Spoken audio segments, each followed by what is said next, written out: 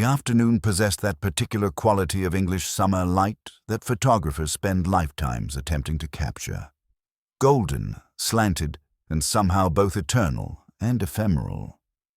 At Ashgrove House, the annual garden party for the Church Roof Fund proceeded with the measured precision of a well-rehearsed ballet, each participant knowing their role in the gentle theatre of village society. Bunting fluttered modestly between the Georgian columns of the portico and the center pole of a hired marquee, while trestle tables groaned beneath the weight of charitable offerings. Jam tarts, seed cake, and sandwiches with their crusts removed in deference to propriety. Miss Jane Marple occupied a wicker chair, positioned with strategic care beneath the spreading elm, her knitting needles moving with the rhythmic patience of someone who had learned that the most interesting revelations often emerged when one appeared to be paying attention to nothing more consequential than a dropped stitch. Her pale blue eyes, bright as a winter morning, surveyed the gathering with the benevolent interest of someone genuinely fond of her fellow creatures, even when, or perhaps especially when, they were at their most foolishly human. The mistress of Ashgrove House moved among her guests with the practiced grace of 3 generations of hostessing. Mrs. Edith Denison possessed that particular brand of English gentility that could make a royal command sound like a casual suggestion while ensuring absolute compliance. Her grey silk dress caught the afternoon light with understated elegance, and the small chatelaine of keys at her waist spoke of a household run with clockwork precision. Miss Marple noted the way Mrs. Denison's gloved fingers occasionally touched those keys, a gesture both protective and possessive that suggested their significance extended beyond mere household management. Near the croquet lawn, Mrs. Beatrice Nash held court with the authority of someone who had appointed herself the village's unofficial chronicler of social significance. Her voice carried across the garden as she regaled anyone within earshot about the newest addition to their community. "Such a distinguished gentleman, our Mr. Mayhew," she proclaimed, gesturing toward a man of perhaps 45 who possessed the sort of polished confidence that spoke of London drawing-rooms and first-class railway carriages. An antiquarian, you know. One can always tell quality by the shoes. Felix Mayhew did indeed wear excellent shoes, and he moved through the gathering with the easy assurance of someone accustomed to being welcomed in the best circles. He had taken the furnished cottage called Brookside and, within a fortnight, had established himself as someone whose opinions on oak chests and Georgian silver were worth soliciting. Miss Marple observed how he paused to examine the white elephant stall with an expression of private amusement, as if the assembled orphaned teacups and mismatched candlesticks held secrets only he could decipher. It was the girl, Rose, who truly captured Miss Marple's attention. Rose Kemp, the Denisons' housemaid, moved through her duties with the brisk efficiency of someone who understood that a single misplaced teaspoon could result in consequences far beyond its monetary value. She was perhaps 25, with the kind of honest prettiness that good health and clear conscience could provide, though today something had clearly disturbed her usual composure. Miss Marple noticed the way Rose's hands trembled slightly as she arranged the tea service, and how her eyes kept darting toward her mistress with an expression that mingled apprehension with something remarkably like defiance. The tea table itself was a masterpiece of careful arrangement. 2 large urns with brass taps dominated the display, flanked by regiments of mixed china and a small army of sugar tongs that never seemed to return to their proper positions. Miss Marple's keen eye noted the square of oilcloth beneath the urns, marked with a small scorch in the left corner, old but carefully preserved in her mental catalogue of potentially significant details. Most intriguing of all was the special cup set slightly apart from the others. Fine bone china decorated with delicate violets, accompanied by a small card in Mrs. Denison's precise handwriting that read, "Reserved." When Mrs. Denison explained to nearby guests that it had been crafted by her late father's cousin in Stoke-on-Trent, Miss Marple observed Rose's reaction, A flush of color followed by a pallor that suggested the cup's significance extended beyond mere family sentiment. The crisis arrived with the deceptive quietness that often accompanies the most momentous events. Mrs. Dennison, with characteristic ceremony, called across the garden, "Will you take tea, Mr. Mayhew? Rose, the special cup for Mr. Mayhew, if you please." The pause that followed was barely perceptible, the sort of hesitation that might easily be attributed to a servant's natural deference. But Miss Marple, whose understanding of human nature had been honed by decades of careful observation, recognized something far more significant in Rose's momentary stillness. The girl's glance flickered not toward Mr. Mayhew, but toward her mistress's face, and in that brief exchange Miss Marple glimpsed the shadow of some unspoken conflict. Rose stepped forward and reached for the violet-rimmed cup with hands that had steadied themselves through visible effort. "Milk, sir?" she inquired, her voice properly respectful but carrying an undertone that suggested each word required conscious control. "A little. No sugar," Mr. Mayhew replied with his characteristic charm. "Always bad for the temper, I find." He lifted the cup with the appreciation of someone who recognized quality porcelain, tipped it slightly to admire the delicate violet pattern, and took a measured sip. The change in his expression was subtle but unmistakable. A momentary confusion followed by something approaching alarm. The cup met its saucer with a sharp click, and a thin chip of china leaped free to land on the oilcloth with a sound like a distant bell. Dr. Reeves was already moving before most of the guests had registered that anything was amiss. Mr. Mayhew's left hand went not to his throat, as theatrical convention might suggest, but to his coat pocket, as if seeking some urgent remedy or perhaps some crucial document. His eyes searched the gathering with increasing desperation before returning to the innocent-looking cup, which sat on its saucer with the serene attention of a sleeping cat. The collapse, when it came, possessed the terrible inevitability of a Greek tragedy. Mr. Mayhew swayed forward, drew a sharp breath with the small, shocked sound of someone who had stepped unexpectedly into cold water, and then crumpled at the base of the trestle table, the spirit flame beneath the tea kettle flickering with the vibration of his fall. What followed had the familiar choreography of crisis. Someone called for water, someone else threw open the marquee flaps for air, and Dr. Reeves knelt to perform his professional examination with the grim efficiency that comes from years of practice. When he looked up, his expression carried the weight of medical certainty. "I am afraid he is beyond our aid," he announced quietly. In the shocked silence that followed, Mrs. Dennison recovered her composure with admirable speed. "The marquee must be cleared," she declared, her voice carrying its customary authority. "Mr. Ransom, Colonel, if you would assist Dr. Reeves." Her hand moved instinctively to the chatelaine at her waist before checking itself, and her gaze fixed upon Rose with unmistakable command. "And put away that cup, Rose. At once." Rose Kemp did not move. "Do you hear me?" Mrs. Dennison's voice carried the sharp edge of someone unaccustomed to disobedience. "Take it away." "No, ma'am." The words emerged from Rose's lips with quiet determination. "I won't." The shock of this refusal rippled through the gathering like a stone thrown into still water. Mrs. Nash made an involuntary sound of dismay, while the other guests exchanged glances that spoke volumes about the proper order of things and the consequences of its disruption.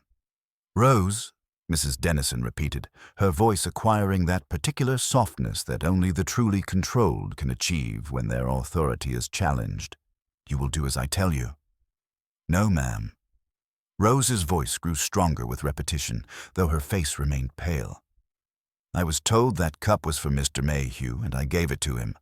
I won't put it away now, and I won't say different." "What can it matter what you were told?" Mrs. Dennison's composure finally showed cracks. "There has been an accident. Dr. Reeves requires quiet. Do as you are ordered." "It wasn't an accident." The words escaped before Rose seemed to realize she had spoken them aloud. She flushed deeply, then paled again, but her chin lifted with stubborn resolve. Leastways, I won't say it was. In the charged atmosphere that followed, Miss Marple's gentle voice carried with surprising clarity. "Sometimes," she observed mildly, folding her knitting with careful precision, "it is as well to leave a cup where it stands. One never knows what stories such things might tell, given time." Dr. Reeves, understanding the implications with professional clarity, straightened and addressed the gathering with newfound authority. "No one is to touch anything. Mrs. Dennison, I must ask you to allow me to send for the police." As the word "police" sent fresh ripples of shock through the assembly, Miss Marple remained in her chair beneath the elm, her mind already cataloguing the afternoon's revelations. She had noted the small chip of china on the oilcloth, the service gate that now stood slightly ajar, though it had been properly latched earlier, and the faint smear of polish on Mrs. Dennison's right glove, out of place on such an occasion and oddly positioned for any legitimate household task. But most significantly, she had witnessed the moral courage of a housemaid who, when pressed to participate in deception, had chosen truth over security, honesty over employment, principle over prudence. In Miss Marple's extensive experience, such courage often proved to be the thread that, when pulled with sufficient care, would unravel even the most carefully woven web of deceit. The afternoon sun continued to slant through the elm leaves, but the golden light now illuminated a very different gathering than the one that had assembled for charitable purposes. The church roof fund would have to wait. Ashgrove House had become the scene of something far more urgent than fundraising, and Rose Kemp's refusal to lie had transformed a garden party into the opening act of what promised to be a most intricate drama of village secrets and deadly consequences. The messenger dispatched for the police returned within the hour, accompanied by Inspector Craddock from the county headquarters, whose calm competence had earned him respect throughout the district. Unlike some of his colleagues who approached village incidents with either dismissive impatience or theatrical enthusiasm, Craddock possessed the valuable quality of listening before pronouncing judgment. His arrival brought a subtle but palpable shift to the atmosphere, as if the afternoon's events had finally acquired the gravity they deserved. Dr. Reeves met the inspector at the garden gate, and their quiet conference lasted several minutes while the assembled guests maintained the sort of hushed attention that accompanies moments of genuine consequence. Miss Marple observed that Mrs. Dennison watched this exchange with particular intensity, her fingers once again seeking the reassurance of her chatelaine keys in a gesture that was becoming increasingly frequent and increasingly telling. The symptoms were entirely consistent with poisoning. Dr. Reeves was explaining as they approached the tea table where Rose still maintained her vigilant position. Rapid onset, the particular quality of distress, the way he reached for his coat pocket as if seeking some remedy he carried with him. I've seen enough natural deaths to recognize when something is decidedly unnatural. Inspector Craddock nodded thoughtfully, his gaze taking in the scene with methodical thoroughness. The violet-rimmed cup sat precisely where it had been abandoned, the small chip of porcelain still resting on the oilcloth, like a punctuation mark at the end of an unfinished sentence. He noted the service gate hanging slightly ajar, the careful arrangement of the tea service, and most particularly the rigid composure with which Rose held herself, as if her moral courage required constant physical effort to maintain. "You are Miss Kemp, I understand," he said gently, addressing Rose with the courtesy that immediately distinguished him from officials who viewed domestic staff as mere sources of information rather than human beings deserving of respect. "Dr. Reeves tells me you've been most helpful in preserving the scene. That shows considerable presence of mind." Rose's shoulders relaxed fractionally at this unexpected praise, though her voice remained carefully controlled. "I only did what seemed right, sir. When someone dies after drinking from a cup you've served, it doesn't seem proper to hide it away as if nothing happened." Mrs. Dennison stepped forward with the smooth authority of someone accustomed to managing difficult situations. "Inspector, I'm afraid Rose has been quite overwrought by the afternoon's events. The poor girl seems to have developed some rather fanciful notions about what occurred. Mr. Mayhew was a gentleman of a certain age, and the excitement of a social gathering, combined with the warmth of the afternoon, surely these things can affect a weak constitution. Perhaps, Inspector Craddock replied non-committally, though his attention had shifted to the careful way Mrs. Dennison positioned herself between him and Rose, as if to control the flow of information. However, Dr. Reeves's medical opinion suggests we should investigate more thoroughly before reaching any conclusions about natural causes. The word investigate sent fresh ripples of unease through the gathering, and Mrs. Nash, who had been maintaining an unusual silence, could no longer contain her need to contribute to the proceedings. "Inspector," she announced with the authority of someone who considered herself the village's unofficial chronicler, "I feel it's my duty to point out that we know very little about Mr. Mayhew's background. He arrived in our midst only a fortnight ago, claiming to be an antiquarian, but one hears such stories these days about confidence men and persons of questionable character who prey upon trusting communities." This observation caused several heads to turn toward the speaker, and Miss Marple noted with interest that Mrs. Dennison's composure flickered momentarily, as if Mrs. Nash had inadvertently touched upon something significant. The Reverend Clement, ever diplomatic, attempted to restore balance to the discussion. "Mrs. Nash, surely we shouldn't speak ill of the dead without cause. Mr. Mayhew seemed a perfectly respectable gentleman, knowledgeable about his field and well-mannered in his dealings with everyone in the village." He paused thoughtfully. "Though I will say that his interest in certain local antiques was quite pronounced.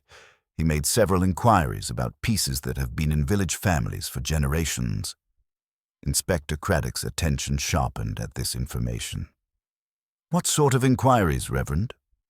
"Nothing improper, you understand, but he seemed particularly interested in the provenance of various items. Questions about how long families had owned certain pieces, whether there were any documents of authentication, that sort of thing. The sort of questions a legitimate dealer might ask, but with an intensity that suggested more than casual professional interest." Miss Marple, who had been quietly absorbing these revelations, found herself recalling the conversation she had witnessed earlier between Mr. Mayhew and Mrs. Dennison regarding the writing desk.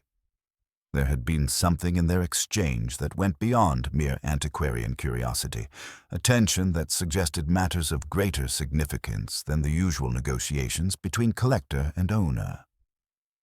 Dr. Reeves, meanwhile, had been conducting his own quiet examination of the area around the tea service, and now he straightened with something in his hand. "Inspector," he called softly, "you might find this of interest." He held up a small glass vial, no larger than a medicine bottle, with traces of clear liquid still visible inside. "I found this partially concealed beneath the hedge, just inside the service gate. The cork is loose, and it appears to have been discarded recently." The discovery of the vial transformed the atmosphere with remarkable swiftness. Inspector Craddock accepted it carefully, wrapping it in his handkerchief, while the assembled guests exchanged glances that spoke volumes about the shift from tragic accident to something far more sinister. Mrs. Nash made a small sound of vindication, as if her suspicions about strangers had been confirmed, while Colonel Bantry muttered something about the declining state of public safety. Rose, however, stared at the vial with an expression of genuine bewilderment. "I never saw such a thing," she said quietly, but with conviction. "I prepared that tea service myself, and there was nothing like that anywhere about. Someone else must have brought it." Mrs. Dennison's response was swift and pointed. "Rose, you cannot possibly account for every moment of the afternoon. The garden was full of people. The service gate was frequently used, and in all the bustle of preparation, many things might have escaped your notice." Her tone carried the particular edge that employers reserve for servants who have overstepped their bounds. "It would be far better to admit the limitations of your knowledge than to make claims you cannot substantiate." The rebuke hung in the air like a challenge, and Miss Marple watched with growing interest as Rose's expression hardened into something approaching defiance. The girl had clearly reached some internal decision about where her loyalties lay, and it was becoming evident that they no longer rested automatically with her employer. "I know what I saw and what I did," Rose replied with quiet dignity, "and I know that cup was set aside special, just as you instructed, ma'am. If there's something wrong with what was in it, then someone else put it there, because I never touched nothing I shouldn't have touched." Inspector Craddock observed this exchange with the careful attention of someone who understood that domestic tensions often provided the key to larger mysteries. "Mrs. Dennison," he said diplomatically, "perhaps you could tell me about the arrangements for this afternoon's tea service. Who had access to the preparation area, and how the special cup came to be designated for Mr. Mayhew." The question, though politely phrased, carried unmistakable authority, and Mrs. Dennison recognized that evasion was no longer possible. "The arrangements were quite standard, Inspector. Rose prepared the tea service under my supervision, as she always does for such occasions. The violet cup belonged to my grandmother and is used only for honored guests. I instructed Rose to reserve it for Mr. Mayhew as a gesture of particular hospitality." "And who else knew of this arrangement?" Mrs. Dennison hesitated for the first time, her gaze flickering toward the assembled guests as if calculating the implications of her answer. "The household staff, certainly, and I may have mentioned it to one or two guests who commented on the china. It was hardly a secret, Inspector." Miss Marple, who had been following this exchange with the careful attention she might have devoted to a particularly complex pattern, now spoke for the first time since the inspector's arrival. "If I may," she said gently, "it seems to me that we have two quite different questions before us. The first is how something harmful came to be in that cup, and the second is why someone chose to discard evidence in such an obvious location. In my experience, people who commit deliberate acts of mischief are usually more careful about concealing their traces." Her observation fell into the gathering like a stone into still water, creating ripples of implication that touched every face present. Inspector Craddock regarded her with the respectful attention that her reputation in such matters had earned, while several of the guests shifted uncomfortably as they absorbed the suggestion that the evidence might have been deliberately planted to mislead the investigation. "An excellent point, Miss Marple," the inspector acknowledged. "It does seem remarkably convenient that such clear evidence should be found so readily, almost as if someone wanted it to be discovered." He turned back to the assembled company with renewed purpose. "I shall need to speak with everyone who had access to the tea service or knowledge of the special arrangements for Mr. Mayhew. We'll use the morning room for interviews if Mrs. Dennison has no objection." As the formal investigation began to take shape, Miss Marple remained in her chair beneath the elm, her knitting forgotten in her lap as she continued to observe the subtle dynamics of the group. She had noted the way Mrs. Dennison's hand returned repeatedly to her keys, the nervous energy that had replaced Colonel Bantry's usual bluster, and most particularly the expression of grim determination that had settled over Rose's features. The housemaid had committed herself to a course of truthfulness that would likely cost her position, and possibly much more, but she showed no signs of wavering. The afternoon shadows were lengthening now, and the golden light that had blessed the garden party was fading into something more somber. The church roof fund collection sat forgotten on its table, the bunting hung limp in the still air, and the cheerful bustle of charitable endeavor had given way to the measured tread of official inquiry. But Miss Marple knew, with the certainty that came from long experience with human nature, that the afternoon's revelations were merely the opening notes of a much more complex symphony. Someone in their peaceful gathering harbored secrets dark enough to drive them to murder, and the housemaid's refusal to lie had set in motion events that would ultimately expose truths far more shocking than a simple case of poisoning. The morning room at Ashgrove House possessed that particular quality of comfortable formality that made it ideal for serious conversations, though Inspector Craddock suspected that few discussions held within its pale green walls had ever concerned themselves with murder.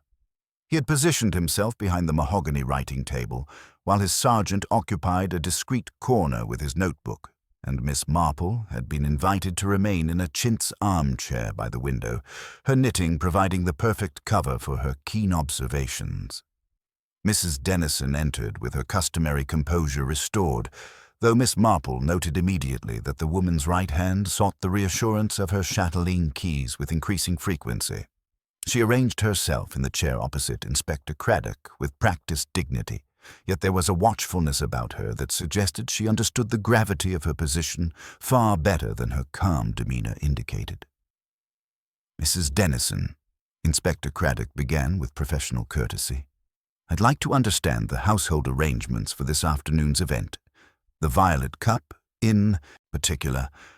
When did you decide it should be reserved for Mr. Mayhew?" "This morning, when Rose and I reviewed the preparations." Mrs. Dennison's voice carried its usual authority, though Miss Marple detected a careful precision in her words, as if each phrase had been weighed before speaking. "The cup belonged to my grandmother and is reserved for particularly distinguished guests. Mr. Mayhew, being new to our community and a gentleman of evident cultivation, seemed an appropriate recipient of such courtesy." Inspector Craddock made a careful note. "And your instructions to Rose were quite specific." "Perfectly clear. The cup was to be set aside and used only for Mr. Mayhew's service." Mrs. Dennison paused, then added with deliberate emphasis, "Rose understood the arrangement completely." Miss Marple's knitting needles continued their gentle rhythm, but her attention focused entirely on the subtle tensions in Mrs. Dennison's responses. The woman was choosing her words with the care of someone constructing a particular version of events while avoiding any direct falsehoods that might later prove contradictory.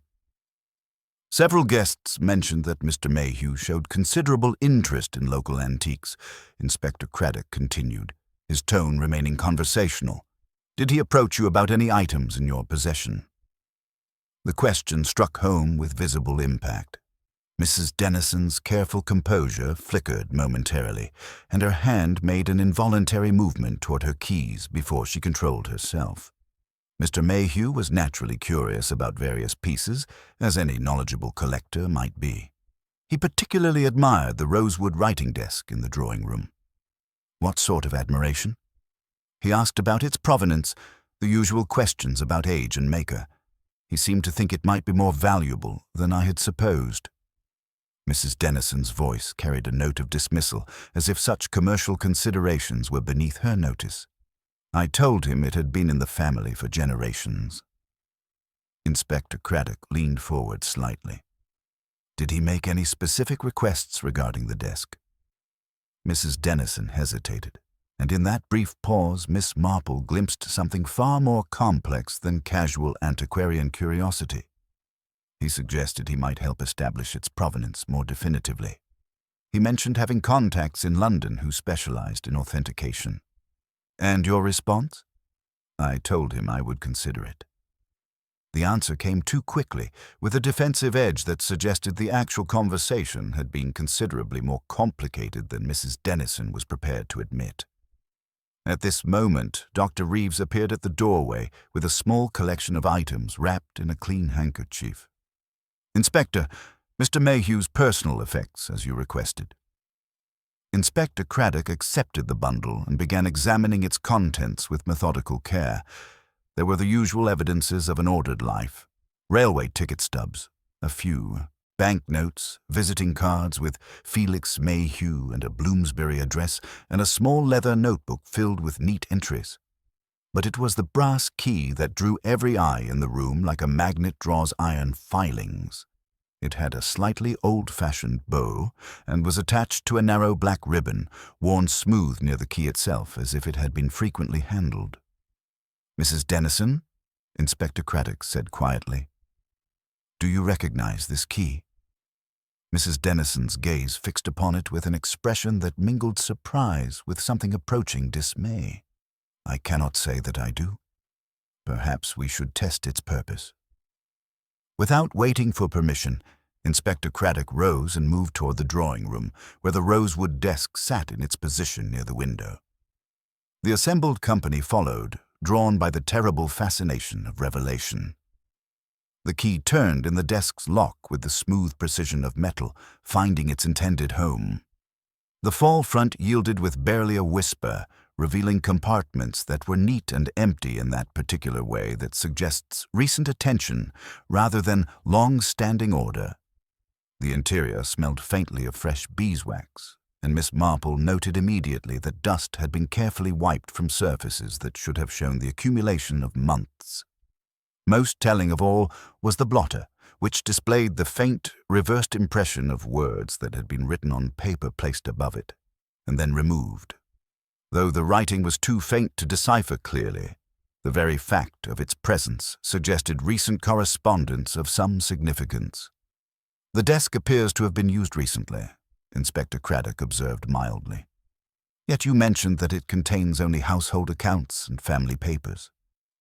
Mrs. Dennison's composure finally showed genuine cracks. "I occasionally review family documents. There's nothing unusual in that." "With Mr. Mayhew's key?"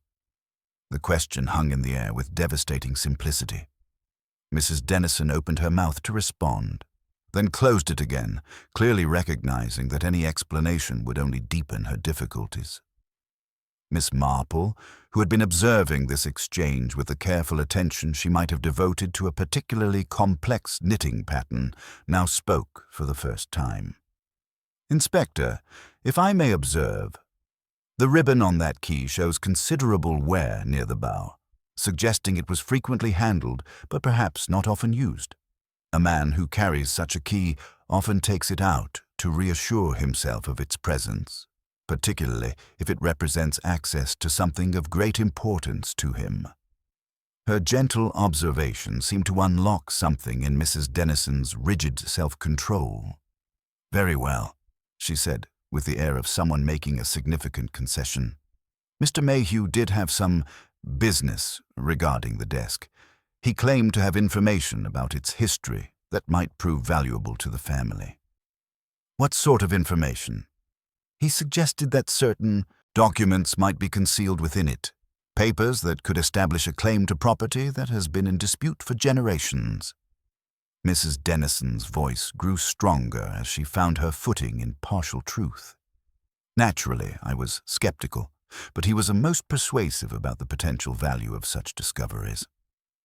Inspector Craddock made careful notes, but his expression suggested he found this explanation less than complete.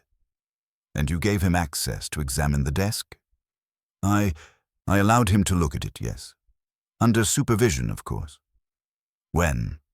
"Yesterday evening. He came to call and was most insistent about the urgency of his research." Miss Marple found this revelation fascinating, not least because it suggested that Mr. Mayhew's interest in the desk had been far more pressing than casual antiquarian curiosity would warrant. A man who insists upon urgency in matters of historical research usually has reasons that extend beyond academic interest. Inspector Craddock closed the desk carefully and turned back to Mrs. Dennison with renewed purpose. "I think we should continue this conversation in the morning room, where we can discuss these matters more thoroughly." As they returned to the smaller room, Rose Kemp was summoned for her interview. She entered with the same quiet dignity that had marked her refusal to conceal evidence, and Miss Marple noted immediately that the girl's moral courage had not wavered despite the obvious pressure she must have endured. "Rose," Inspector Craddock began gently, "I want you to know that your honesty this afternoon has been invaluable.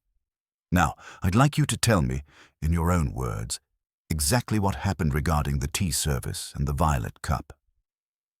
Rose took a careful breath and began her account with the methodical precision of someone who had spent the intervening hours reviewing every detail. Her story painted a picture of meticulous preparation under Mrs. Dennison's exacting supervision, but as she continued, subtle discrepancies began to emerge. "Mrs. Dennison came to check the arrangements 3 times after I had them properly set out," Rose explained, her voice growing more confident as she proceeded. "The last time, she spent several minutes rearranging things, particularly around the special cup. She said the placement wasn't quite right and moved it to a different position on the tray." Inspector Craddock looked up from his notes. Did she handle the cup itself during this rearrangement? Yes, sir. She picked it up and examined it closely, turning it this way and that as if checking for chips or stains. Then she set it down in the new position and told me not to disturb the arrangement again. Rose paused, clearly weighing her next words carefully. It struck me as odd, sir, because the cup had been perfectly clean when I set it out, and Mrs. Dennison isn't usually one to question my work in such detail. Miss Marple's knitting needles paused in their rhythm as she absorbed this revelation. The image of Mrs. Dennison handling the cup so shortly before it was served to Mr. Mayhew cast her earlier testimony in a distinctly different light and raised uncomfortable questions about what might have transpired during those supposedly routine supervisory visits. "Rose," Inspector Craddock continued, "during the time Mrs. Dennison was rearranging the tea service, did you notice anything else unusual? Anyone else nearby or any other changes to the arrangements?" Rose considered this carefully. "Mr. Ransom was standing near the hedge, sir, speaking with Mr. Mayhew. They seemed to be having words about something, though I couldn't hear what they were saying. Mr. Mayhew's face was not friendly, I can tell you that much." This information prompted Inspector Craddock to send for Mr. Lionel Ransom, who presented himself with the nervous efficiency of a man who wished to be helpful while avoiding entanglement. He was thin and carefully groomed, with that particular neatness that often characterizes men who live alone with only a charwoman's assistance. "Mr. Ransom," Inspector Craddock began, "Rose mentioned that you were speaking with Mr. Mayhew shortly before his collapse. Could you tell us about that conversation?" Mr. Ransom shifted uncomfortably in his chair. "It was a matter of business, Inspector. Mr. Mayhew had been making inquiries about certain historical documents, and I felt it necessary to clarify some points about their proper ownership." "What sort of documents?" "Letters, primarily. Correspondence from the 1860s that had been part of a deceased client's papers. Mr. Mayhew seemed to believe they might contain information relevant to property claims in this area." Mr. Ransom's voice carried the careful neutrality of a man accustomed to handling delicate legal matters. "And your response to his inquiries?" "I told him that any such documents would naturally belong to the appropriate heirs, and that his interest, however scholarly, could not supersede legitimate ownership." Mr. Ransom paused, then added with obvious reluctance, he was not pleased with this position. Miss Marple found Mr. Ransom's account intriguing, particularly when considered alongside Mrs. Dennison's admission about the desk. It seemed that Mr. Mayhew's interest in local history had been far from academic, and that he had been pursuing specific documents that might have significant legal implications. As the afternoon wore on and the interviews continued, a picture began to emerge of Felix Mayhew as a man driven by purposes that extended far beyond casual antiquarian interest. He had arrived in their peaceful village with specific objectives, armed with keys and knowledge that suggested careful preparation, and he had been pressing various residents about matters that touched upon property, inheritance, and long-buried secrets. The question that remained was which of those secrets had proved dangerous enough to drive someone to murder, and whether the housemaid's refusal to lie had exposed a truth that someone had been willing to kill to protect. Inspector Craddock closed his notebook as the last interview concluded, but Miss Marple could see in his expression the recognition that they had uncovered only the surface of what promised to be a much deeper and more complex mystery. The evening shadows were lengthening across the garden where the abandoned tea service still waited under its protective cloth, and somewhere in the gathering darkness lay the answers to questions that were only beginning to be properly asked. The evening had settled over Ashgrove House with that particular quality of enforced quiet that follows great disturbances, as if the very walls were holding their breath. Inspector Craddock had dismissed the remaining guests with careful courtesy, but he had requested that Mrs. Dennison, Rose, and Miss Marple remain for what he diplomatically termed a more thorough review of the day's events. The morning room, with its pale green walls and comfortable chintz, had been transformed into an impromptu interview chamber, though the inspector's manner remained as gentle as the lamplight that now supplemented the fading daylight.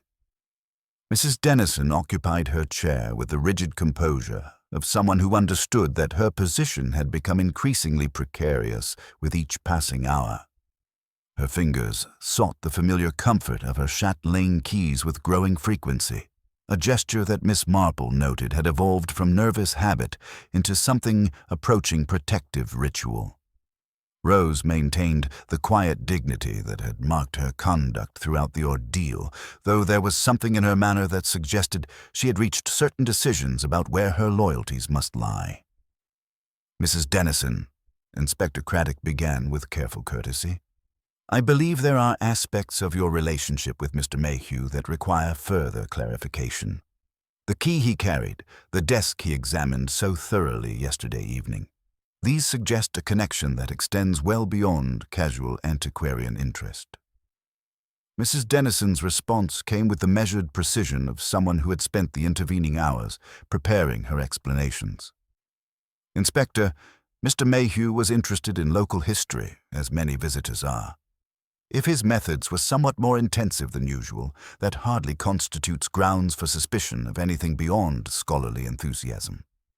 "Perhaps not," Inspector Craddock agreed mildly, though his attention had shifted to Rose, whose expression suggested she was wrestling with some internal conflict. "However, the intensity of his interest, combined with his possession of a key to your family desk, suggests that his research had acquired a rather personal dimension."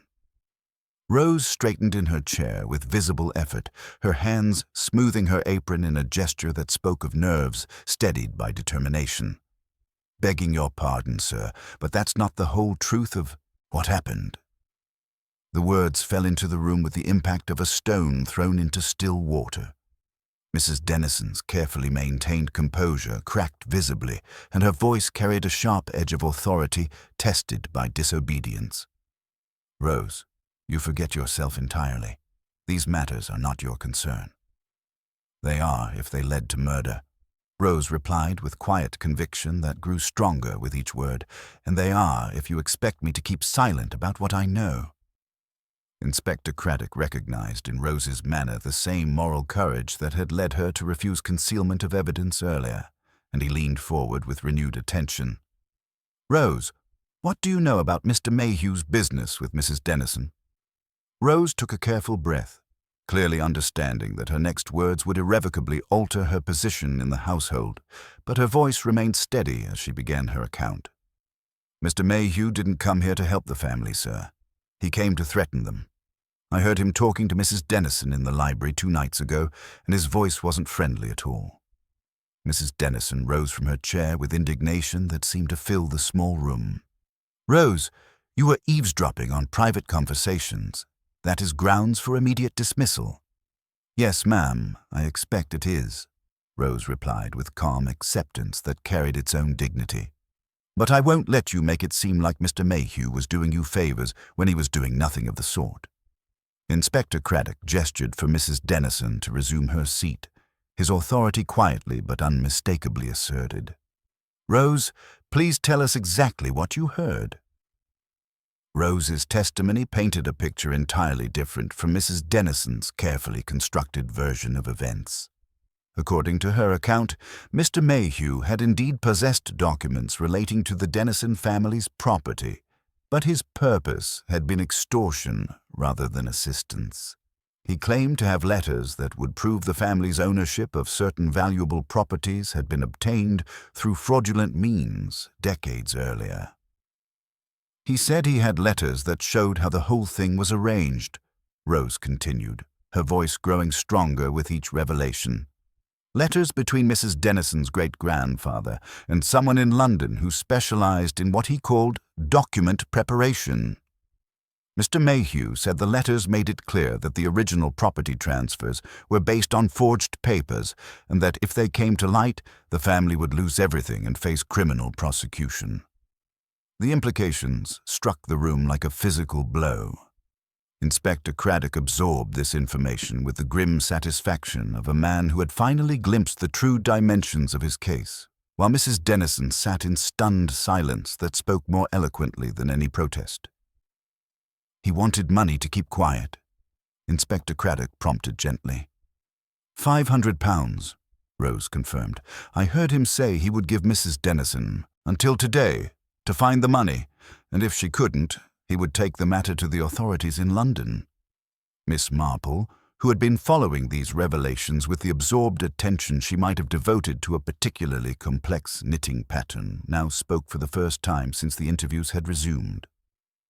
"Blackmail," she observed mildly, "is a crime that often drives its victims to desperate measures, but it also requires the blackmailer to carry evidence of his claims.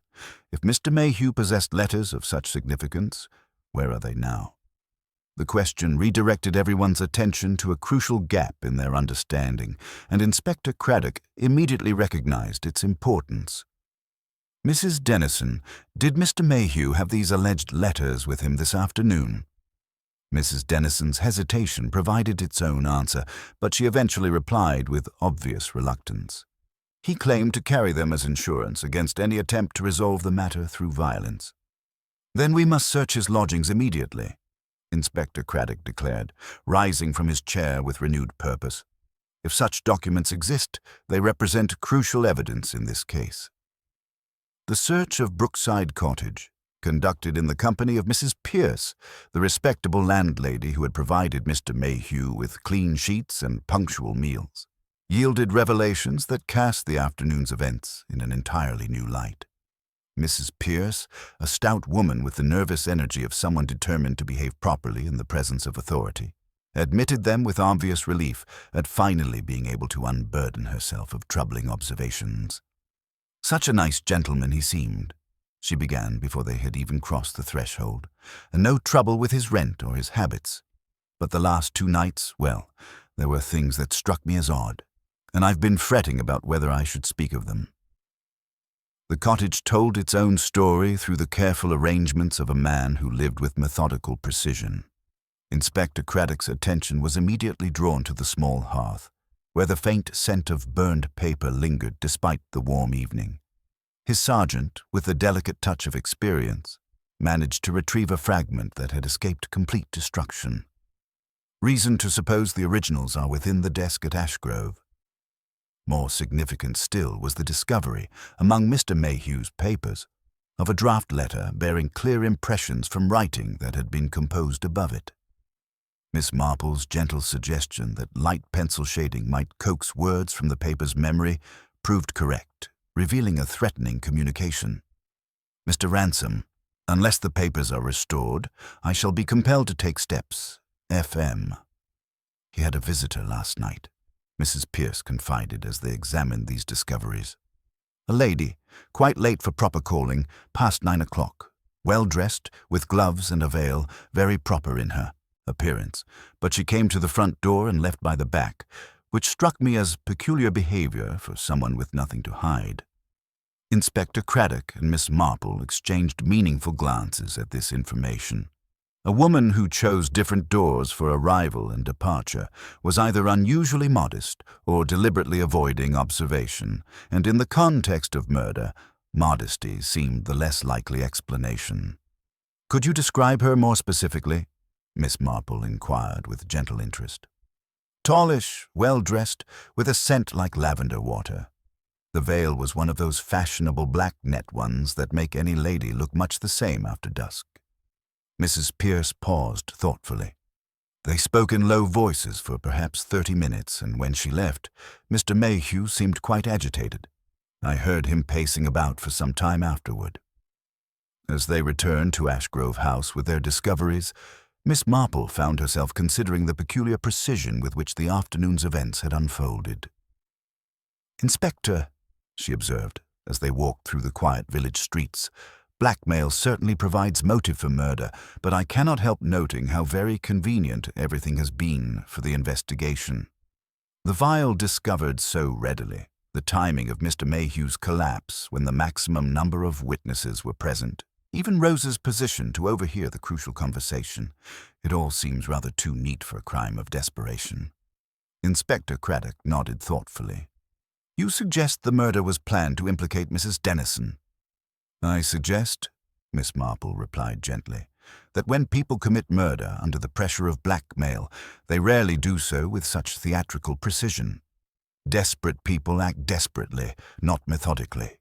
Someone has been very careful to ensure that all evidence points in a particular direction, which makes me wonder whether we are seeing the real crime or merely a carefully constructed representation of one.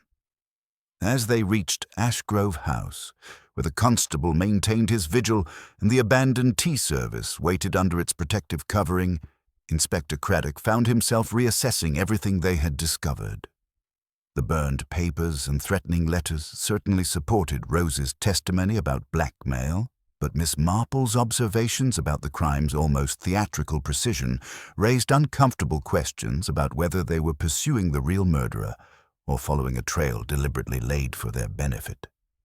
The housemaid's refusal to lie had indeed set in motion the exposure of significant truths, but as the evening shadows deepened around the Georgian elegance of Ashgrove House, it became clear that the most dangerous deceptions might still be hidden behind facades of respectability and carefully constructed alibis.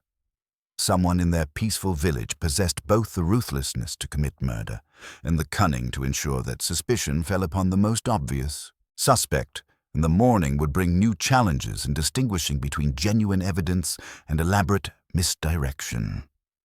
Rose Kemp, who had chosen truth over security and honesty over employment, had pulled the first thread in what promised to be a much more complex tapestry of village secrets and deadly consequences.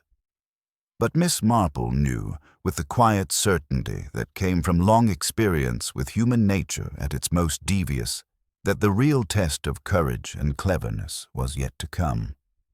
The morning brought with it that peculiar quality of light that follows great revelations, as if the very air had been clarified by truth, however uncomfortable that truth might prove to be. Inspector Craddock returned to Ashgrove House with the methodical determination of a man who had spent the night arranging fragments of evidence into patterns that suggested far more complex deceptions than simple blackmail. Miss Marple accompanied him, her knitting bag containing not only wool and needles, but also the quiet resolution of someone who had observed certain inconsistencies that demanded closer examination. Mrs. Dennison received them in the morning room with a composure that seemed increasingly fragile, as if the night's solitude had forced her to confront realities that daylight made impossible to dismiss. Rose appeared when summoned, her moral courage apparently strengthened rather than weakened by the consequences of her honesty, though the strain of choosing principle over security was evident in the careful way she held herself. "Before we proceed with further questions," Miss Marple said gently, "I wonder if we might examine the tea service once more. Sometimes the smallest details prove most illuminating." She moved toward the cloth-covered table where the violet cup still rested in its position of evidence. "Rose, dear, when you arranged the special cup yesterday morning, which saucer did you choose to accompany it?" Rose's answer came without hesitation. "The good one, ma'am. Mrs. Dennison keeps 2 saucers that match the violet pattern, but one has a hairline crack running from the edge toward the center. I would never have chosen the damaged piece for an honored guest." Miss Marple lifted the cloth with careful reverence and bent to examine the saucer beneath the cup. Her gentle finger traced the air above a delicate line that ran like a spider's thread across the porcelain surface. Yet here we have the cracked saucer, not the perfect one you would have selected. The implications struck the room with the force of revelation.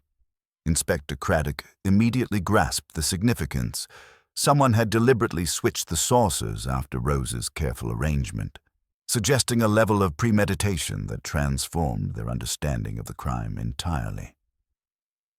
"That means," Rose said slowly, her voice growing stronger with comprehension, "that someone changed things after I set them out properly.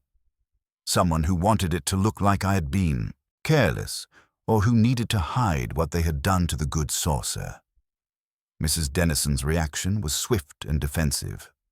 "In all the bustle of preparation, mistakes can easily occur. The saucers are nearly identical and in poor light." "But you examined the arrangement yourself," Inspector Craddock interrupted quietly. "You told us yesterday that you rearranged the cup and card to your satisfaction. Did you notice the saucer at that time?" Mrs. Dennison's hesitation provided its own answer, and Miss Marple observed with interest how the woman's hand sought the familiar comfort of her keys with increasing desperation. I was concerned with the overall presentation, not with examining individual pieces for minor flaws. Dr. Reeves, who had arrived during this exchange, now contributed a discovery that cast the evidence in an entirely new light.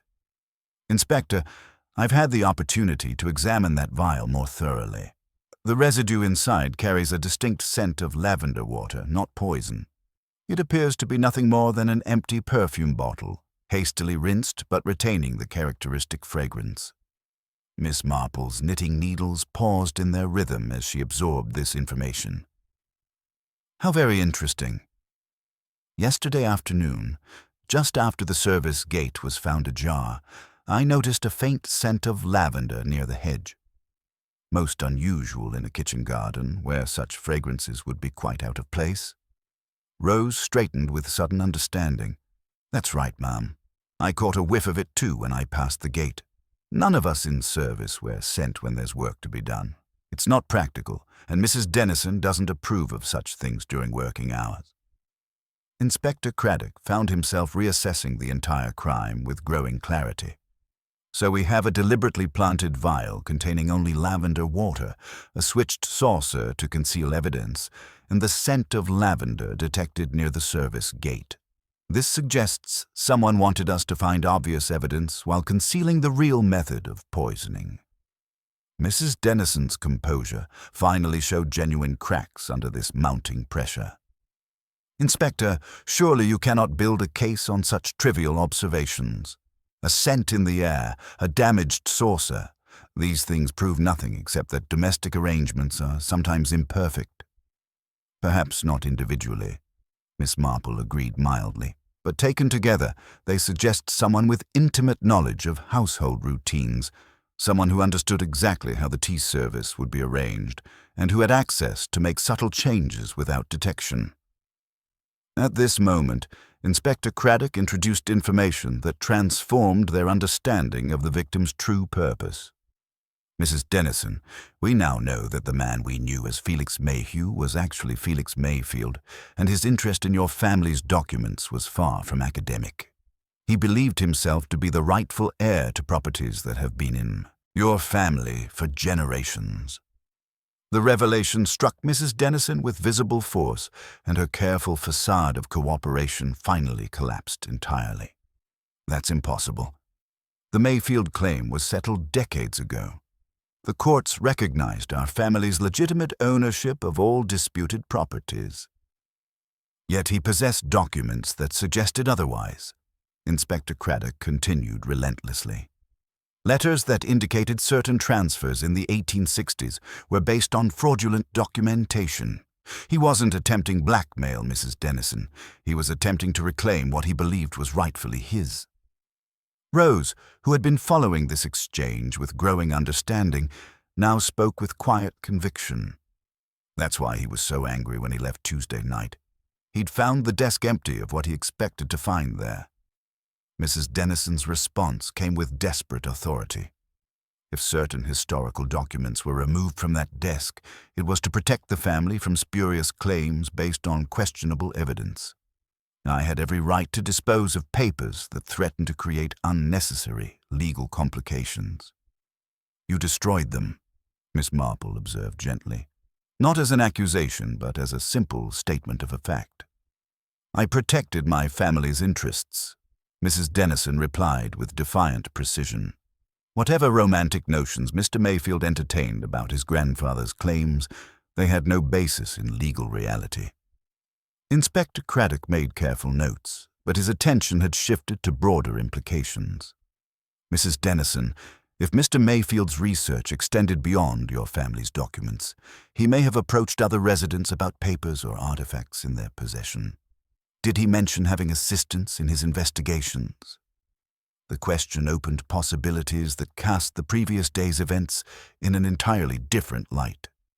Mrs. Dennison's reaction, a quick glance toward the window followed by obvious reluctance to respond, suggested that Mr. Mayfield's activities had indeed involved other members of their small community. He mentioned having what he called an informant, she admitted with visible reluctance. Someone who had provided him with initial information about where certain documents might be found. He was quite secretive about their identity, but he suggested this person had intimate knowledge of local families and their affairs. Miss Marple found this revelation fascinating, particularly when considered alongside Mrs. Pierce's description of the mysterious veiled visitor. An informant with intimate knowledge suggests someone who has lived in the village for some time, someone who would understand the significance of old documents and family secrets. It also suggests, Inspector Craddock added grimly, someone who stood to gain from Mr. Mayfield's success in proving his claims, or someone who had their own reasons for wanting certain truths exposed. As the morning progressed and the interviews continued, a picture emerged of Felix Mayfield as a man driven by purposes that extended far beyond simple greed. He had arrived in their peaceful village armed with specific knowledge, supported by a local informant, and determined to reclaim what he believed was his family's stolen inheritance. His death had been carefully staged to implicate Mrs. Dennison while concealing the true identity of someone who had found his persistence inconvenient. The housemaid's refusal to lie had indeed set in motion the exposure of significant truths, but Miss Marple recognized with growing certainty that the most dangerous deceptions remained hidden behind facades of respectability and carefully constructed alibis. Someone in their gathering possessed both the knowledge to plan the crime with theatrical precision and the ruthlessness to execute it, while ensuring that suspicion fell upon the most obvious suspect. The morning shadows were shortening as Inspector Craddock prepared to expand his investigation beyond Ashgrove House. But the scent of lavender and the mystery of the switched saucer had provided threads that, when followed with sufficient care, would ultimately lead to the truth about who had transformed a garden party into a stage for murder. The discovery of the missing saucer proved to be the thread that, when pulled with sufficient care, began to unravel the carefully constructed deception surrounding Mr. Mayfield's death. Miss Marple's gentle request to Rose to produce the matching saucer revealed an absence that spoke more eloquently than any witness testimony about the deliberate nature of the crime.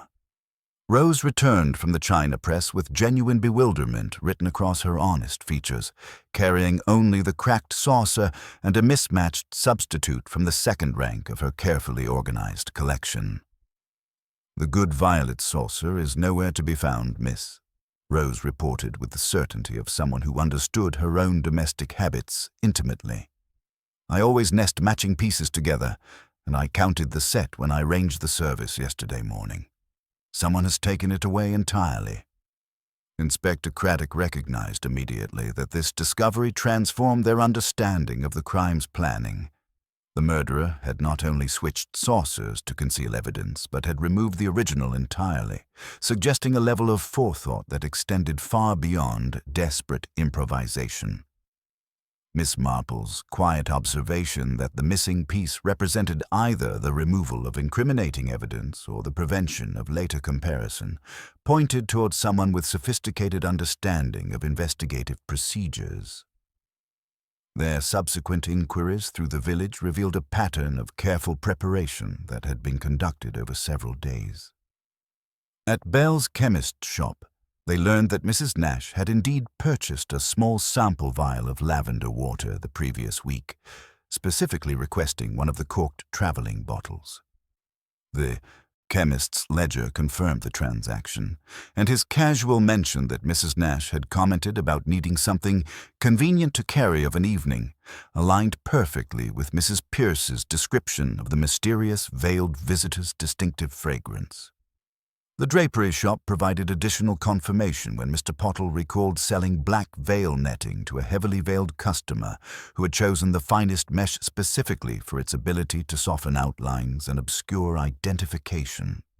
His helpful observation that Mrs. Nash favored such mesh for its flattering qualities in daylight created another link in the chain of evidence that was steadily forming around the village's self-appointed chronicler. Mrs. Nash received them in her sitting room with the fluttered concern of someone who had spent considerable time reviewing recent conversations for potentially compromising details. Her account of Mr. Mayfield's systematic inquiries revealed the true scope of his investigation, which had extended far beyond the Dennison family documents to encompass broader questions of property ownership and historical injustices. Most significantly, she admitted to providing him with detailed information about local families and their potential possession of relevant papers. "He seemed to know more than he was saying," Mrs. Nash confessed with the satisfaction of someone sharing important intelligence. He asked specifically about the Ransom family papers and whether old correspondence from the 1860s might have survived. He even mentioned particular dates and referenced specific property disputes, as if someone had provided him with detailed guidance about where to look. Miss Marple's gentle inquiry about the source of such specific knowledge prompted Mrs. Nash to reveal that she had indeed been approached by another researcher the previous week. Her description of the veiled woman who claimed to be writing a book about local history matched Mrs. Pierce's account so precisely that Inspector Craddock realized they were dealing with someone who had been conducting parallel investigations while maintaining careful anonymity. The interview with Mr. Ransom provided crucial context about the legal implications of Mr. Mayfield's claims. The solicitor's admission that the documents appeared authentic, combined with his obvious nervousness about their potential impact, suggested that the victim's research had indeed uncovered evidence of historical fraud that could have devastating consequences for several prominent families. The legal implications would be significant if his claims could be substantiated, Mr. Ransom acknowledged with professional reluctance. Properties that have been in certain families for generations might be subject to challenge, and there could even be criminal liability for those who participated in the original deceptions. Most revealing was Mr. Ransom's description of Mr. Mayfield's confidence about having local support for his investigations. The victim had spoken of a confidant who possessed intimate knowledge of village affairs and had encouraged him to pursue his claims with increasing boldness. This mysterious ally had apparently provided not only historical information, but also practical guidance about where relevant documents might be found and how they might be accessed. The afternoon's inquiries were interrupted by the arrival of a messenger bearing a letter that cast the entire investigation in a new and sinister light. The envelope, addressed to Inspector Craddock at Ashgrove House, contained a single sheet in Mr. Mayfield's distinctive handwriting. "If anything should befall me, I beg that inquiry be made into the person who first told me where to look. They have more to lose than any Dennison. The paper hides in the obvious place, as it always does." F.M. Miss Marple's reaction to this posthumous message revealed the direction her thoughts had been taking throughout their investigations. "Poor man," she observed with genuine sympathy. He had begun to understand that he was being used. Someone had encouraged his research not to help him reclaim his inheritance, but to create a situation where his death would solve multiple problems while appearing to result from his conflict with Mrs. Dennison.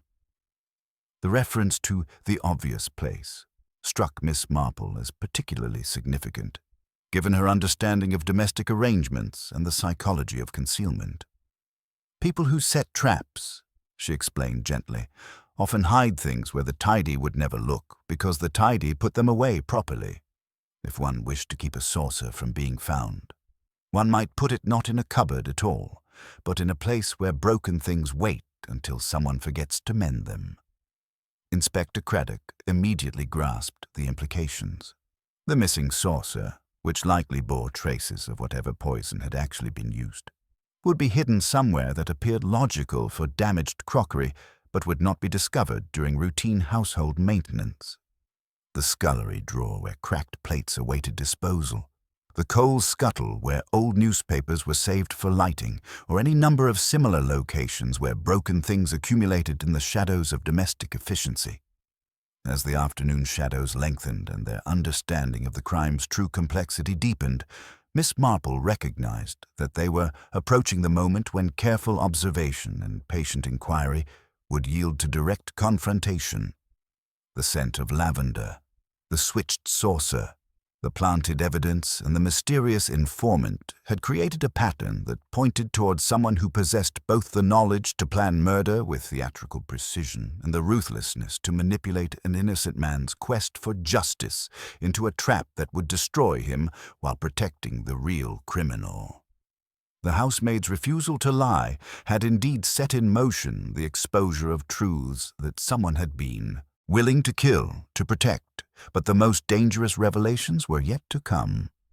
Someone in their peaceful village had orchestrated Mr. Mayfield's death with the calculated precision of a stage manager, confident that the obvious suspects would draw attention away from the real perpetrator. The morning would bring the final confrontation between truth and deception, but Miss Marple knew with quiet certainty that the threads of evidence they had so carefully gathered would ultimately lead to justice for both the victim and the innocent housemaid whose moral courage had made that justice possible.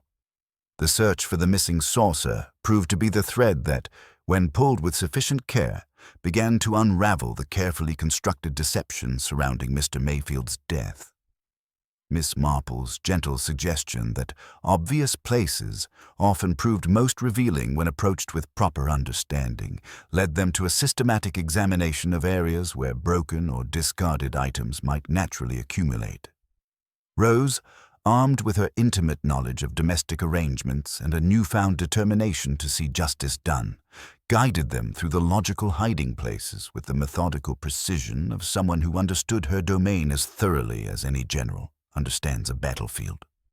The scullery, with its honest sense of soap and damp stone, yielded the first crucial discovery. Beneath a collection of chipped pudding basins and the remains of a cheese dish wrapped in last week's parish chronicle and tied with string, lay a small parcel that Rose immediately recognized as significant.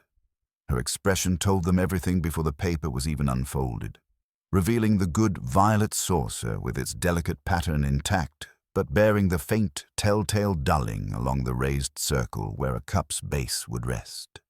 Inspector Craddock lifted the saucer with careful reverence, using his handkerchief to avoid contamination, while Miss Marple examined it with the absorbed attention she might have devoted to a particularly complex knitting pattern.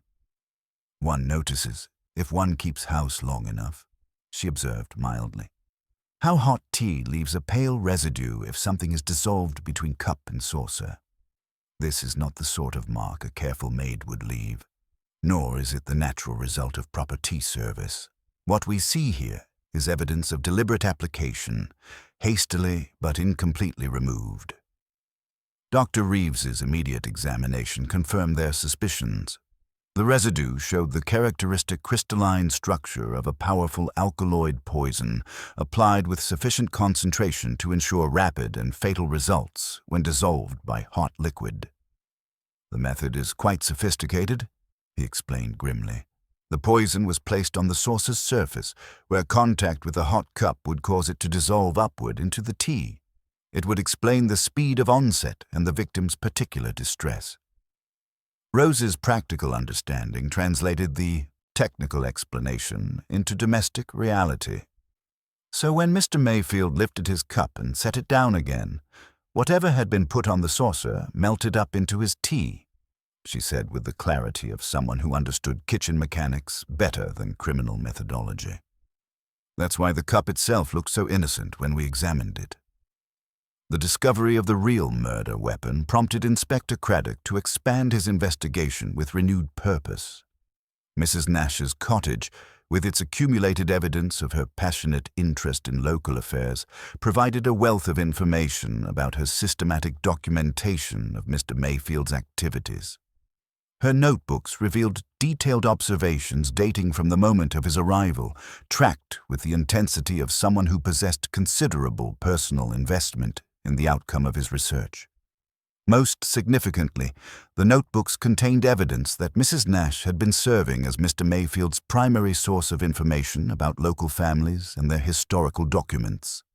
Her entries revealed intimate knowledge of property disputes, family secrets, and the location of potentially valuable papers, all recorded with the precision of someone who understood that information represented power and opportunity. Mrs. Nash, Inspector Craddock observed as he reviewed her meticulous records, your documentation suggests you are far more than a casual observer of Mr. Mayfield's research. You appear to have been guiding his investigations with remarkable specificity. Mrs. Nash's response carried the defensive authority of someone who considered herself the village's natural guardian of propriety. Inspector, when strangers arrive, making inquiries about local families and their private affairs, responsible residents naturally take notice. I felt it my duty to monitor his activities and ensure he wasn't creating unnecessary disturbances. Miss Marple, who had been examining the cottage's domestic arrangements with characteristic thoroughness, made an observation that cast Mrs. Nash's explanations in an entirely different light. It's interesting how people choose to help researchers, she said gently. Some provide general background, others offer specific guidance about where to look for particular documents. Your notebooks suggest you possessed remarkably detailed knowledge about matters that most residents would consider private family business. The afternoon's revelations were interrupted by an urgent summons from Mrs. Jarvis, the cook at Ashgrove House, whose agitated manner suggested new developments of considerable importance. They returned to find the servants' hall in a state of controlled crisis, with Rose standing pale but resolute beside the deal table where the everyday tea service waited in innocent array. Miss Marple, Mrs. Jarvis began with the breathless urgency of someone who had made a terrible discovery. You were quite right about the sugar bowl. When I went to prepare afternoon tea, I noticed the surface had formed a peculiar crust, as if someone had breathed moisture onto it. Rose was about to use it when you suggested taking tea without sugar, and now I understand why. Miss Marple's examination of the sugar bowl revealed the same methodical precision that had characterized the original crime. The top layer of sugar had been treated with a fine mist of liquid that had dried to create an almost invisible coating, designed to dissolve harmlessly in most circumstances but to release its deadly contents when stirred into hot liquid. The technique showed both sophistication and desperation, suggesting someone who understood chemistry well enough to create a delayed action poison but who was becoming increasingly reckless under pressure. The second attempt, Inspector Craddock observed grimly, shows our murderer is growing desperate. They recognized that Rose's honesty and our investigation were closing in, and they decided to eliminate the most dangerous witness. Rose's reaction to this revelation demonstrated the moral courage that had characterized her conduct throughout the ordeal. Someone wanted me dead because I wouldn't lie about what I saw, she said with quiet dignity. That tells us everything we need to know about how important the truth really is. The discovery of the poisoned sugar prompted an immediate review of who had possessed access to the servants' hall since breakfast.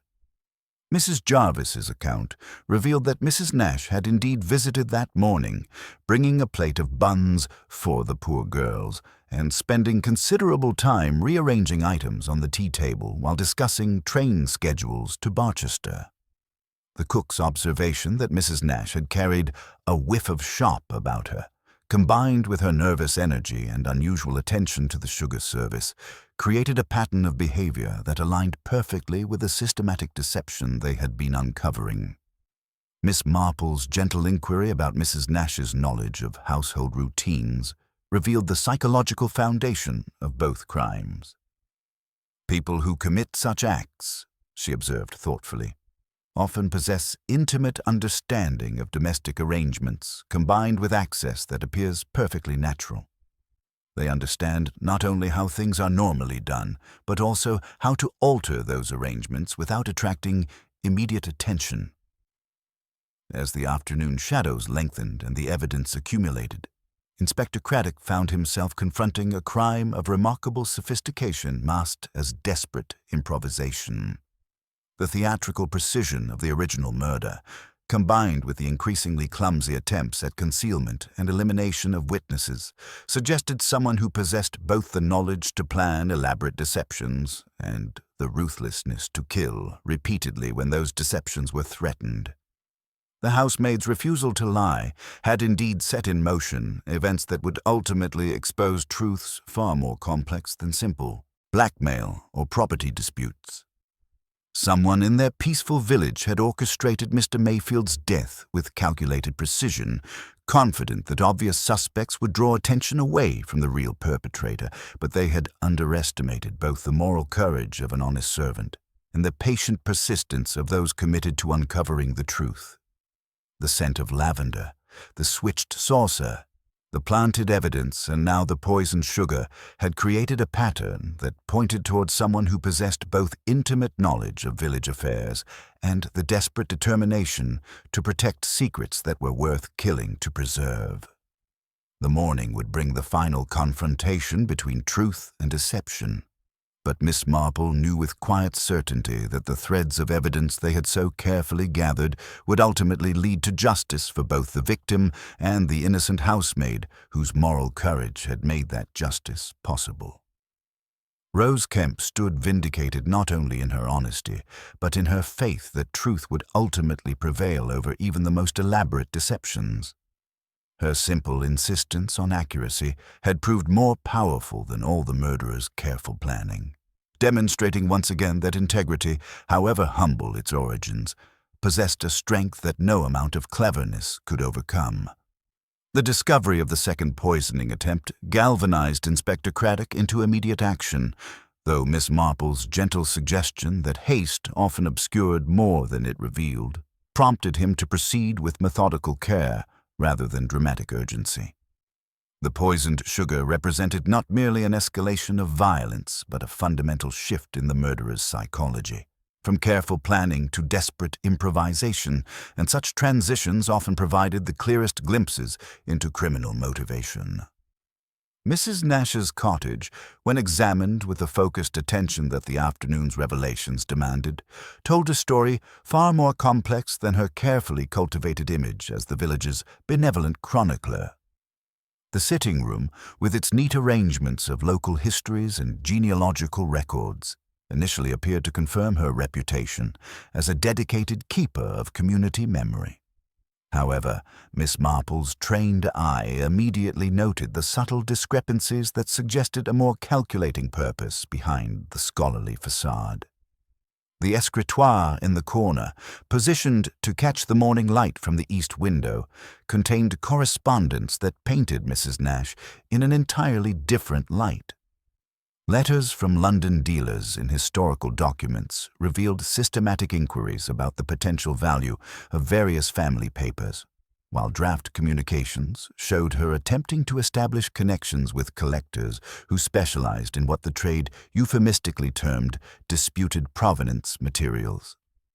Most revealing was a small leather notebook hidden beneath routine household accounts that contained detailed observations about local families and their potential possession of valuable historical documents. Inspector Craddock's examination of the notebook revealed entries dating back months before Mr. Mayfield's arrival, suggesting that Mrs. Nash had been conducting her own research into property disputes and family secrets with the methodical precision of someone who understood that information represented both power and profit. Her entries about the Dennison family were particularly detailed, including observations about Mrs. Dennison's nervous habits around the writing desk and speculation about what family papers might be concealed within its compartments. Rose, whose moral courage had already proved instrumental in exposing the truth, provided crucial testimony about Mrs. Nash's behavior during the garden party preparations. Her account revealed that Mrs. Nash had visited the kitchen area multiple times throughout the morning, ostensibly offering assistance but actually observing the arrangements with the careful attention of someone planning precise interventions. Most significantly, Rose recalled Mrs. Nash's particular interest in the timing of tea service and her casual but persistent questions about which guests would be served first. She kept asking about Mr. Mayfield specifically, Rose remembered with growing clarity. When he would likely arrive, where he would be seated, how the special cup would be presented. At the time, I thought she was just being thoughtful about hospitality, but now I see she was planning everything down to the minute. Dr. Reeves's analysis of Mrs. Nash's background revealed the source of her sophisticated knowledge of poisons. Her late father had operated the village chemist shop for over 30 years, and Mrs. Nash had spent her youth assisting with the preparation of various compounds and remedies. The family business had provided her with both theoretical understanding of chemical properties and practical experience in handling dangerous substances, knowledge that had remained dormant until financial desperation transformed it into a deadly tool. Miss Marple's gentle inquiry into Mrs. Nash's recent circumstances uncovered the desperate financial situation that had driven her to such extreme measures. The respectable facade of comfortable widowhood concealed mounting debts and the imminent threat of losing her cottage, the only tangible reminder of her family's former prominence in village affairs. Her husband's gambling debts, carefully hidden during his lifetime, had finally reached proportions that made concealment impossible, creating circumstances where the potential profits from historical document trading became not merely attractive, but essential for survival.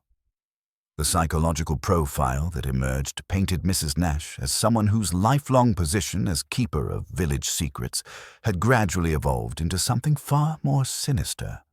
Her intimate knowledge of local families and their vulnerabilities, combined with her access to dangerous chemicals and her growing financial desperation, had created the perfect conditions for a crime that depended upon misdirection and the manipulation of obvious suspects. She had encouraged Mr. Mayfield's research not to help him reclaim his inheritance, but to create a situation where his death would eliminate a dangerous witness while providing her with exclusive access to valuable historical documents. The afternoon's most significant discovery came when Miss Marple's attention was drawn to the church roof fund collection box, which had been transported to Mrs. Nash's cottage for counting under her supervision as treasurer of the fund. Her gentle observation that people often hide important things in the obvious place led to the discovery of documents that Mr. Mayfield had secreted within the collection box as insurance against exactly the sort of violence that had ultimately claimed his life. The papers, wrapped in oilcloth and secured with black ribbon, contained not only evidence of historical property frauds, but also a detailed account of Mrs. Nash's role as his informant and eventual betrayer. Mr. Mayfield's final notes revealed his growing suspicion that someone was manipulating his research for purposes that extended far beyond legitimate historical inquiry, and his determination to ensure that the truth would survive even if he did not. Inspector Craddock's confrontation with Mrs. Nash in her own sitting room revealed the careful facade beginning to crumble under the weight of accumulated evidence. Her initial denials gave way to increasingly desperate explanations as each piece of evidence was presented with methodical precision. The poisoned sugar, the hidden correspondence, the financial records, and Rose's testimony created a pattern that no amount of explanation could reasonably dismiss. "Mrs. Nash," Inspector Craddock said with quiet authority, "your activities over the past months demonstrate systematic preparation for a crime that required intimate knowledge of village routines, access to dangerous chemicals, and the ruthless determination to eliminate anyone who threatened to expose your deceptions." Mrs. Nash's response revealed the psychology of someone who had convinced herself that desperate circumstances justified any action necessary for survival. "Inspector, you cannot understand the position of a woman alone, facing ruin through no fault of her own. Mr. Mayfield's research would have destroyed several families, and someone had to take responsibility for protecting the community from such upheaval." Miss Marple, who had been observing this exchange with the patient attention she devoted to all human revelations, now spoke with gentle but unmistakable authority. "Mrs. Nash, protecting the community was never your true purpose. You saw an opportunity to profit from Mr. Mayfield's legitimate research while ensuring he would not live to claim his rightful inheritance. You encouraged his investigations, provided him with carefully selected information, and then murdered him when his success threatened to expose your own criminal activities." The accusation, delivered with Miss Marple's characteristic gentleness, struck home with devastating accuracy. Mrs. Nash's carefully constructed explanations collapsed entirely as she recognized that her elaborate deceptions had been not only discovered but understood in all their complex motivations. Her attempt to frame Mrs. Dennison while eliminating Rose as a witness had failed not through any flaw in planning, but through the simple moral courage of a housemaid who refused to participate in deception. As the evening shadows lengthened and the full scope of Mrs. Nash's crimes became clear, Miss Marple reflected on the forces that had transformed a respectable village matron into a calculating killer. The combination of financial desperation, intimate knowledge of community secrets, and access to deadly means had created circumstances where murder seemed not only possible but justified, at least in the perpetrator's increasingly distorted perception of necessity and justice. Rose Kemp's refusal to lie had indeed set in motion events that exposed truths far more complex than anyone had initially suspected, proving once again that moral courage, however humble its origins, possessed a power that no amount of clever planning could ultimately overcome. The housemaid's simple insistence on honesty had pulled the first thread in a tapestry of deception that, once unraveled, revealed the full extent of greed and desperation hidden behind the facade of village respectability. The investigation was approaching its climax, but Miss Marple knew that the final confrontation would require careful orchestration to ensure that justice was not only done but seen to be done, protecting the innocent while exposing the guilty with the thoroughness that such calculated crimes demanded. The evening had settled into that peculiar stillness that follows great revelations, as if the very walls of Ashgrove House were holding their breath before the final act of their domestic drama.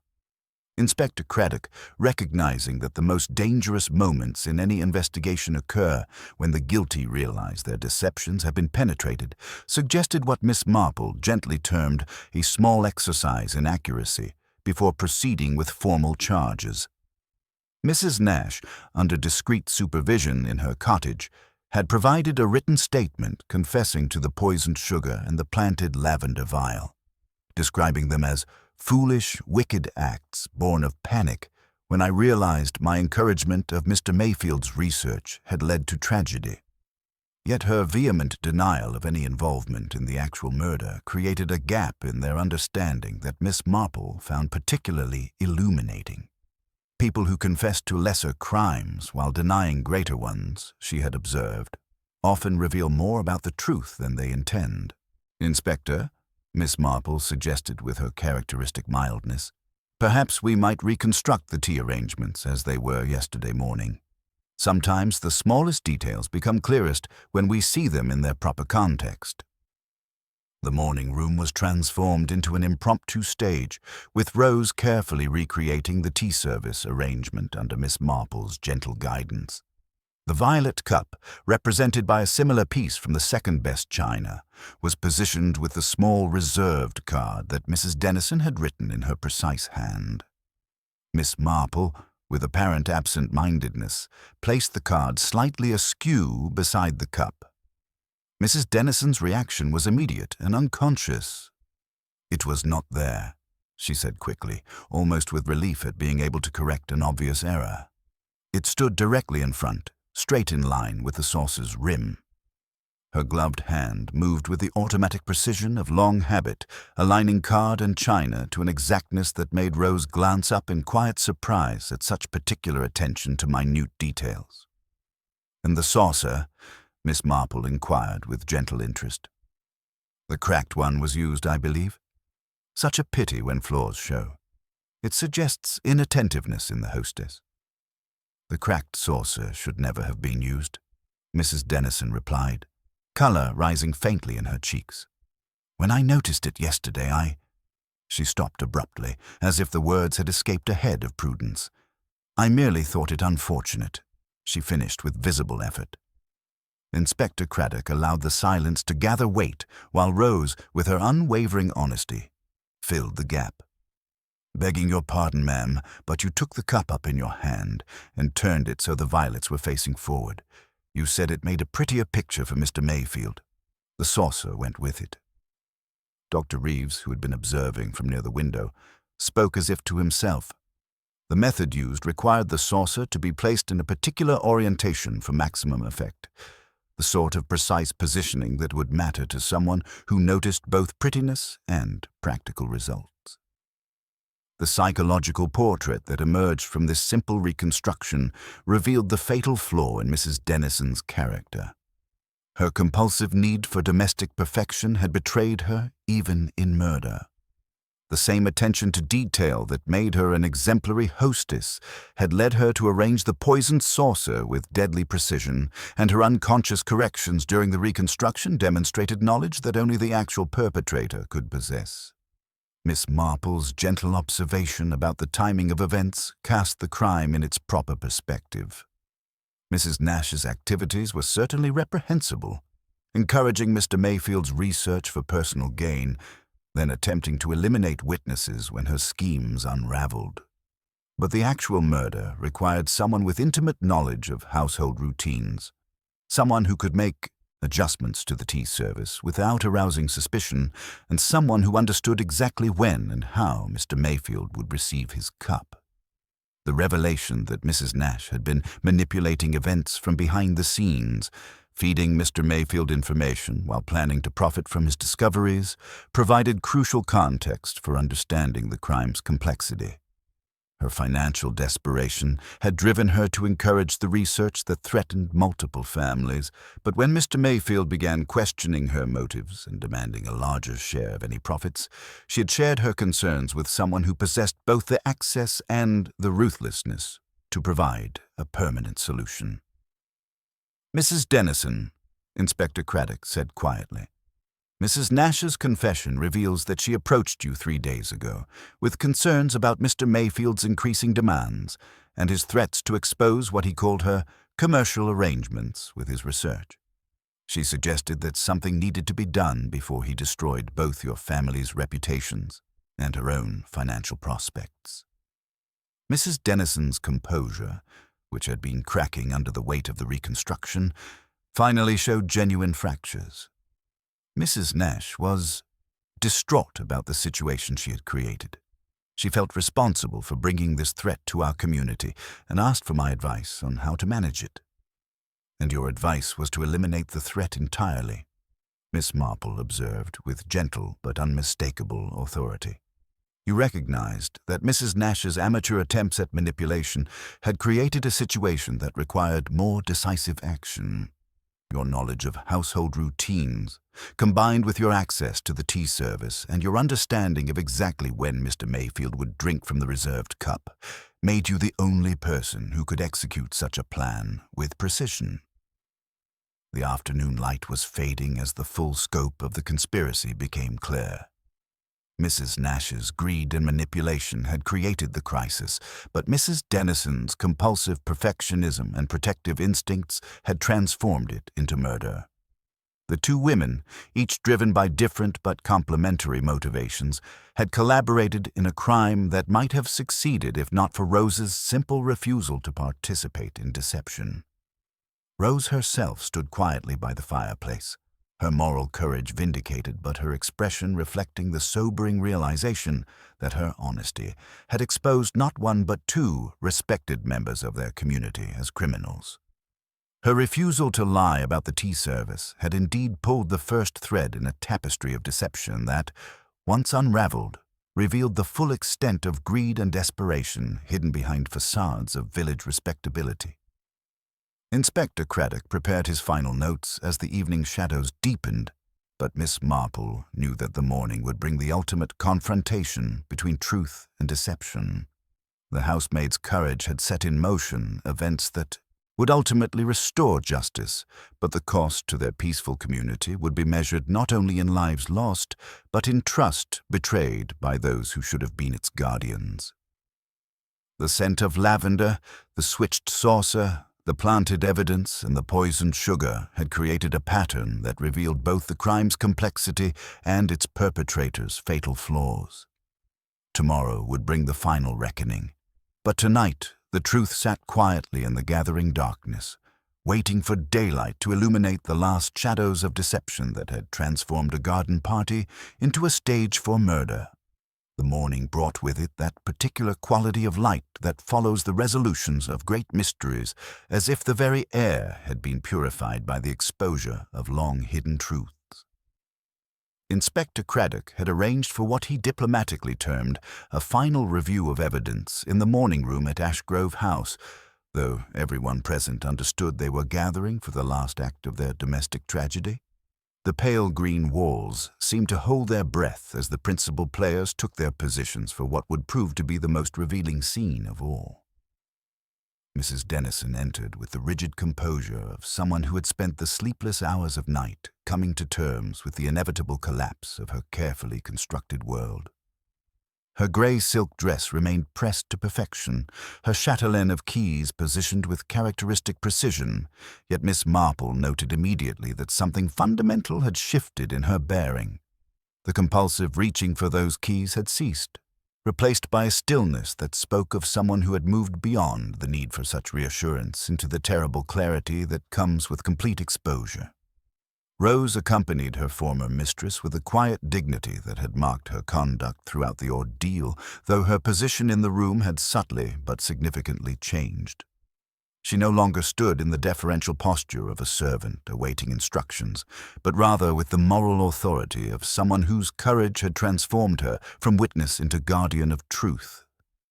Mrs. Nash, pale and contained under discreet supervision, completed their gathering with the brittle composure of someone whose elaborate schemes had crumbled into ruin. Miss Marple, her knitting resting forgotten in her lap, began what would prove to be her final and most comprehensive exposition.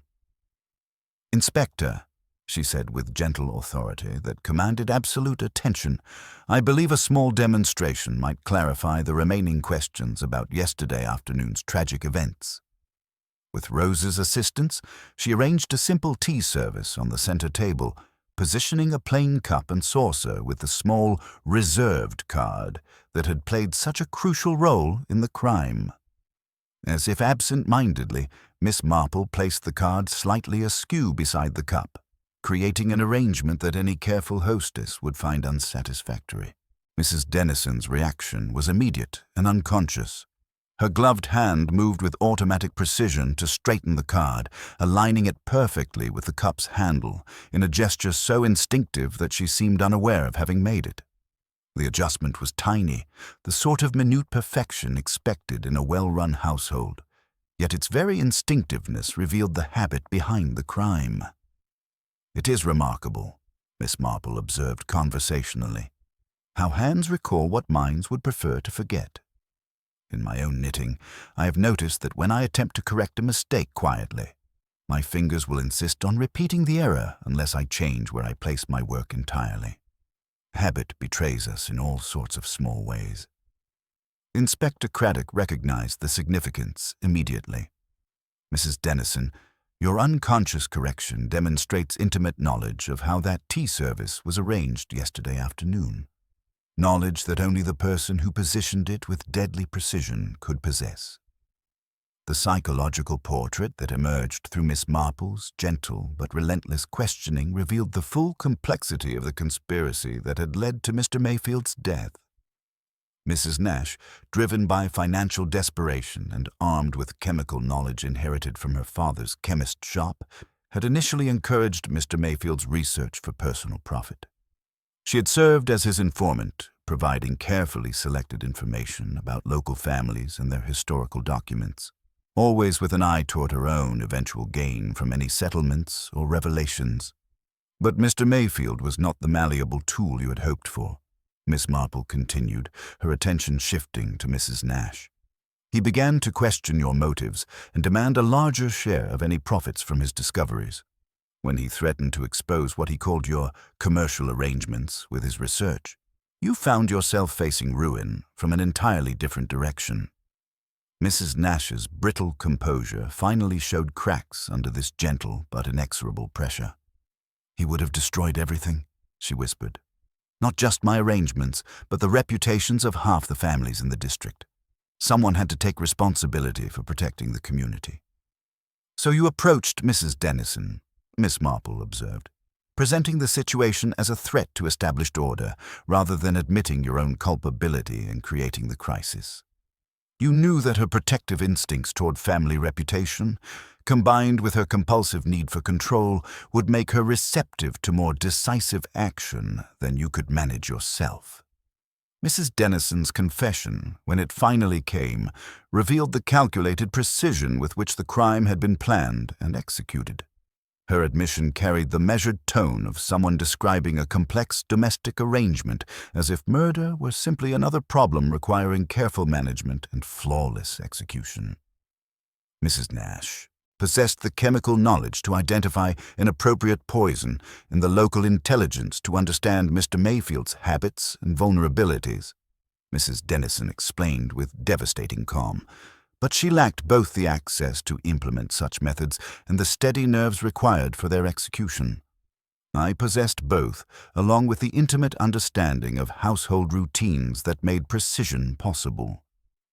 The technical details of the murder method emerged through Dr. Reeves's analysis and Mrs. Dennison's matter-of-fact explanation.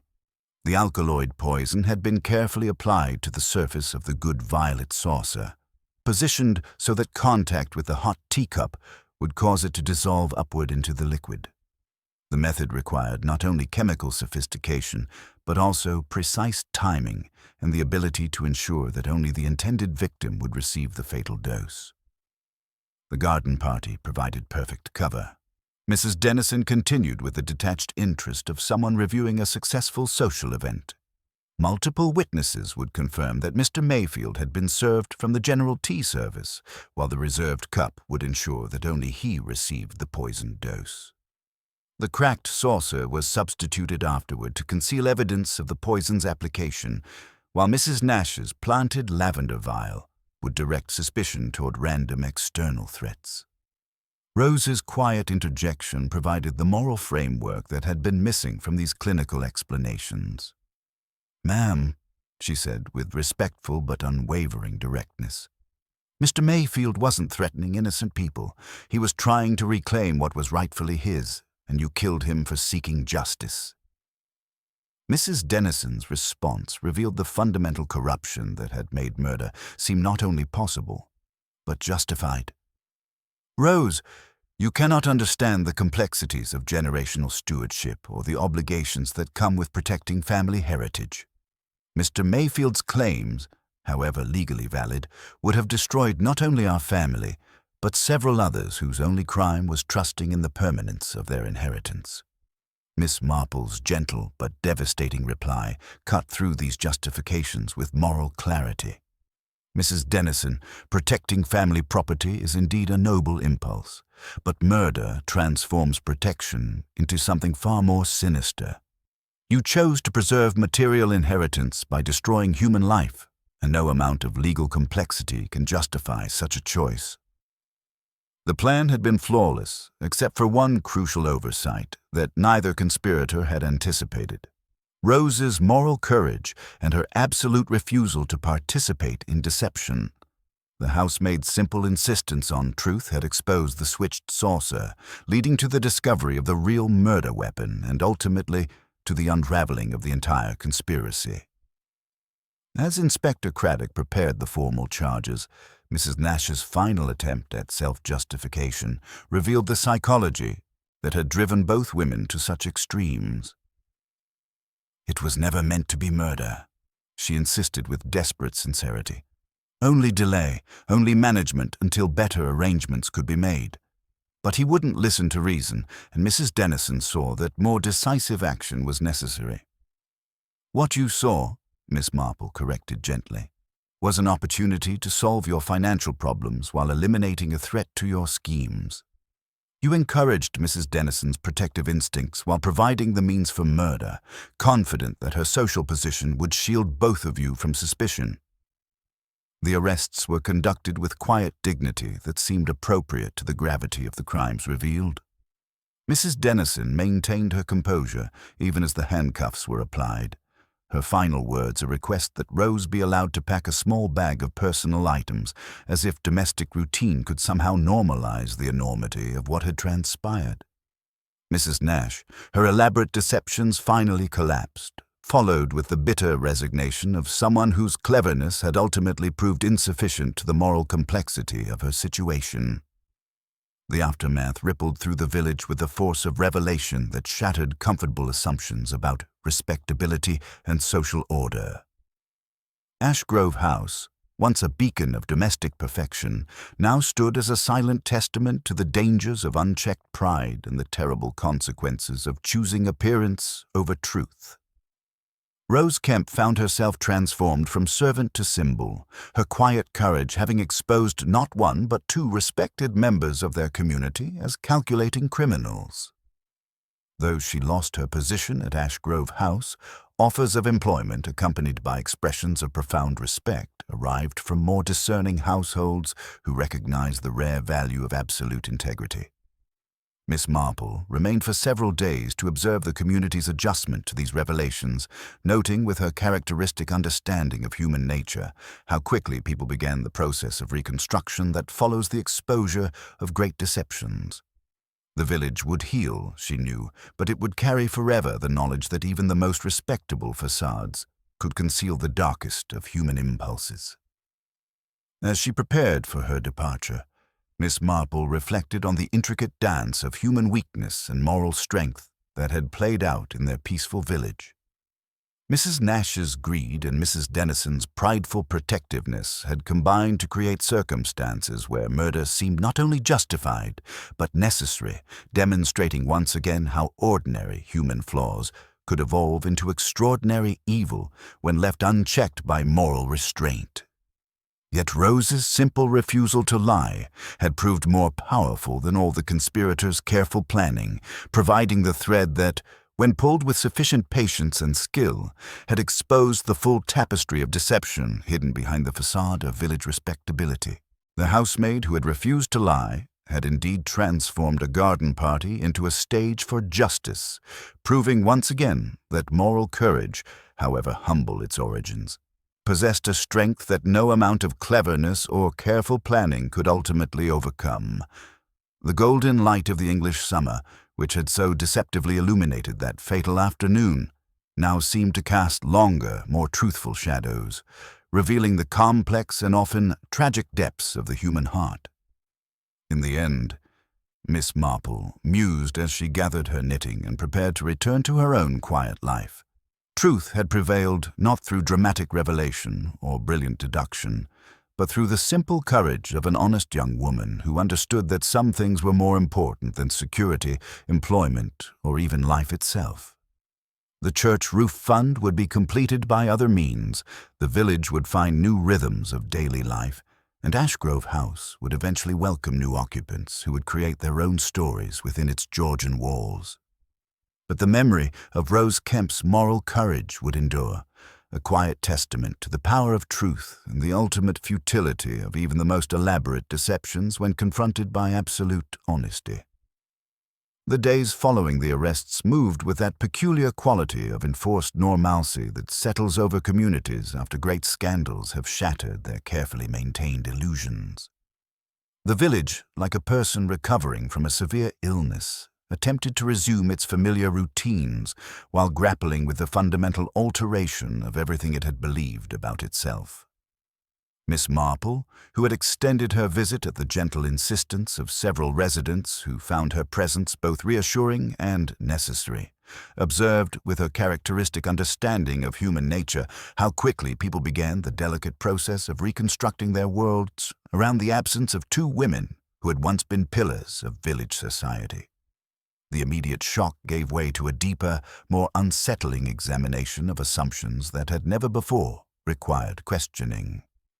Neighbors who had shared polite conversations and charitable endeavors now regarded each other with newly cautious eyes, wondering what other currents of deception might flow beneath the surface of their seemingly placid community.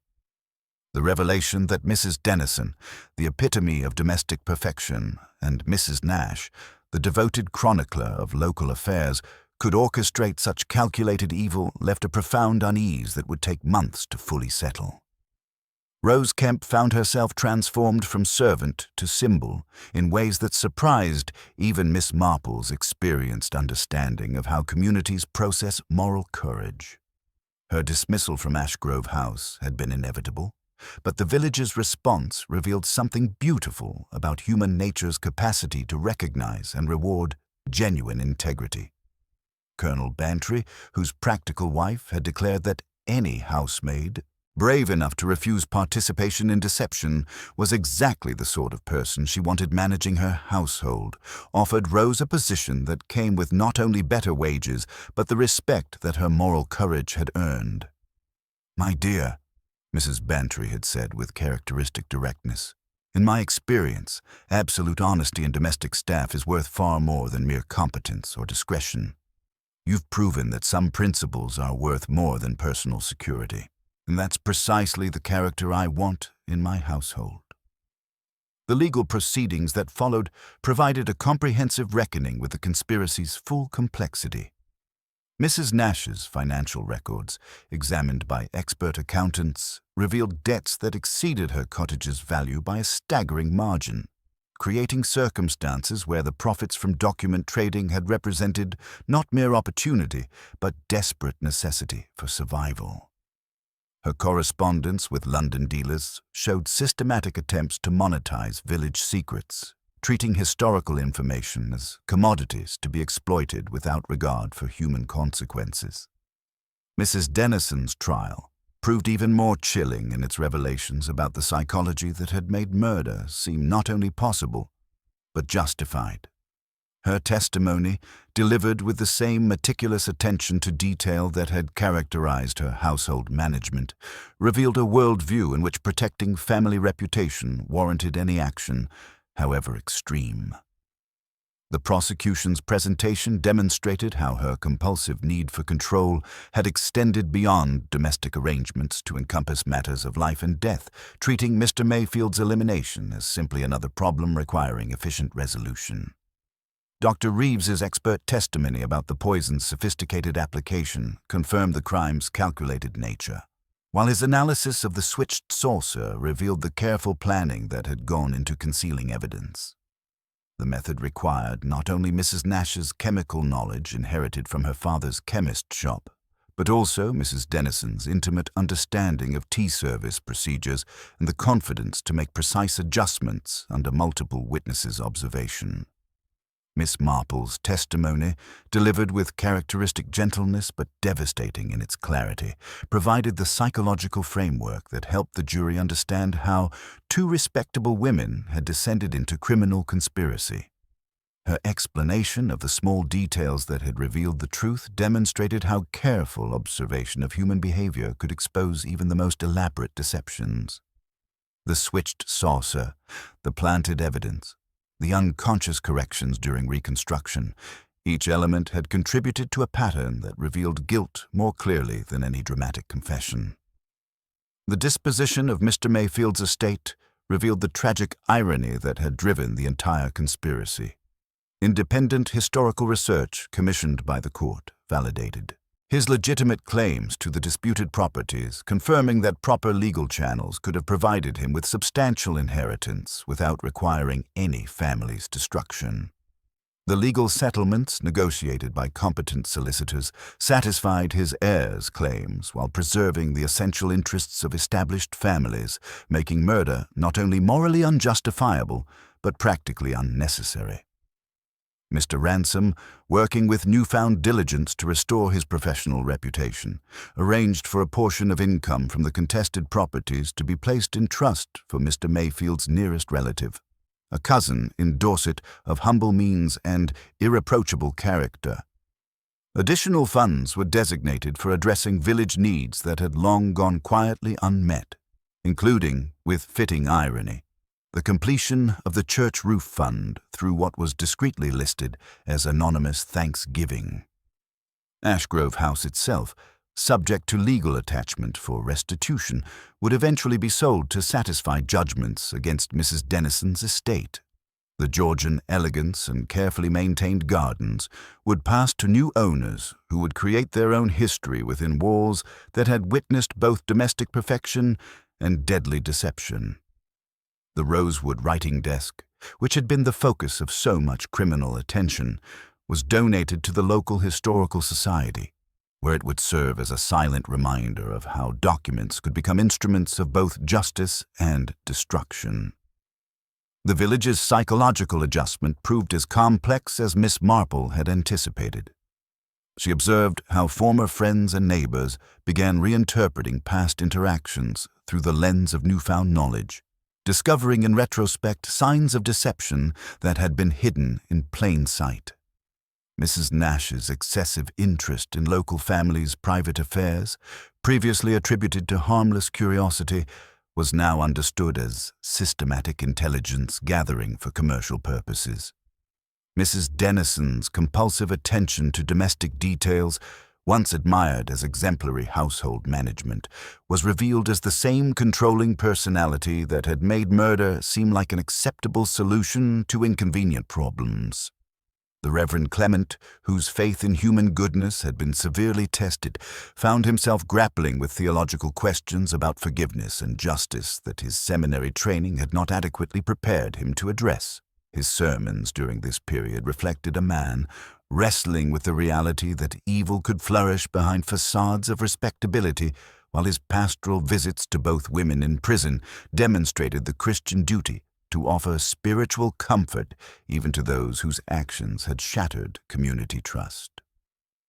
Rose's transformation continued to ripple through the district in ways that created lasting change. Young women throughout the area began to understand that moral courage could provide security more reliable than employment or social position, while employers discovered that absolute honesty was worth far more than mere efficiency or discretion. The housemaid who had refused to lie had inadvertently established a new standard for integrity that would influence relationships throughout the region.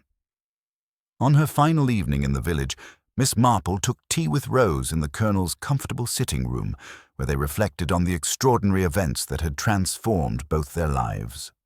The afternoon light slanted through windows that overlooked gardens where honest work proceeded without deception, creating an atmosphere of peace that had been hard-won through courage and truth.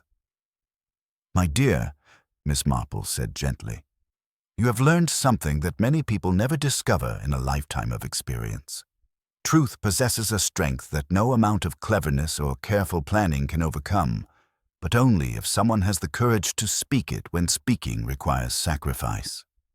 Rose's response reflected the wisdom that had emerged from her ordeal. "I never thought of it as courage, miss. It just seemed wrong to lie about what I had seen, especially when someone had died. But I understand now that sometimes doing what seems right requires us to risk everything we think we need for security." "And yet," Miss Marple observed, her knitting needles moving with their familiar rhythm, "you discovered that choosing truth over convenience, honesty over employment, actually provided you with a different kind of security entirely. The respect you've earned, the position you've gained, the peace of mind that comes from acting according to conscience, these are things that no amount of deception could have provided." As Miss Marple prepared for her departure the following morning, she reflected on the intricate dance of human weakness and moral strength that had played out in this peaceful corner of England. The conspiracy had failed not because of superior detection or brilliant deduction, but because one honest young woman had understood that some principles were worth more than personal safety or professional advancement. Mrs. Nash's greed and Mrs. Dennison's prideful protectiveness had combined to create circumstances where murder seemed not only justified but necessary, yet their elaborate planning had been undone by the simple refusal of a housemaid to participate in deception. The morning of departure brought the brief ceremony of farewells that marked the end of significant chapters. Inspector Craddock, whose gratitude required no elaborate expression, offered Miss Marple his hand with sincerity that spoke volumes about the value of her assistance. "You make it sound so simple," he said quietly, "and yet none of it was simple at all." "On the contrary," Miss Marple replied, accepting his thanks with the grace of someone who understood both the complexity and the essential simplicity of human nature. People are very simple, Inspector, in the way that knitting is simple. There are only two stitches, after all, and yet one may get into the most dreadful tangles by not paying proper attention to what one is actually doing. Rose came to see her off, carrying a small parcel that contained the tokens of a life transformed. A worn prayer book, a ribbon that had belonged to her mother, and a thimble whose dented rim spoke of honest work honestly done. She looked, for the first time in weeks, very young and genuinely hopeful about her future. "I wanted to thank you properly, miss," Rose said, struggling to find words adequate to her gratitude. "Not just for believing me when it would have been easier not to, but for helping me understand that telling the truth was worth whatever it might cost." "Truth always costs something, my dear," Miss Marple replied with gentle wisdom, "but lies cost far more in the end. You chose to pay the price up front rather than accumulating debt that would eventually come due with interest. That shows not only courage, but genuine practical wisdom." As the afternoon train carried Miss Marple away from the village, the countryside unfolded with that particular English beauty that speaks of continuity and renewal. Fields lent each other their various greens, hedgerows kept their ancient counsel, and woods answered with shade rather than secrets. She turned her thoughts, as she always did at such moments, to the small details that had mattered more than their size. A card placed with unconscious precision, a scent where no scent belonged, a saucer missing from where it should have been, and most of all, a housemaid who would not, when pressed to the point of losing everything, say that a thing was other than it was. The village would heal, she knew, but it would carry forever the knowledge that even the most respectable facades could conceal the darkest of human impulses.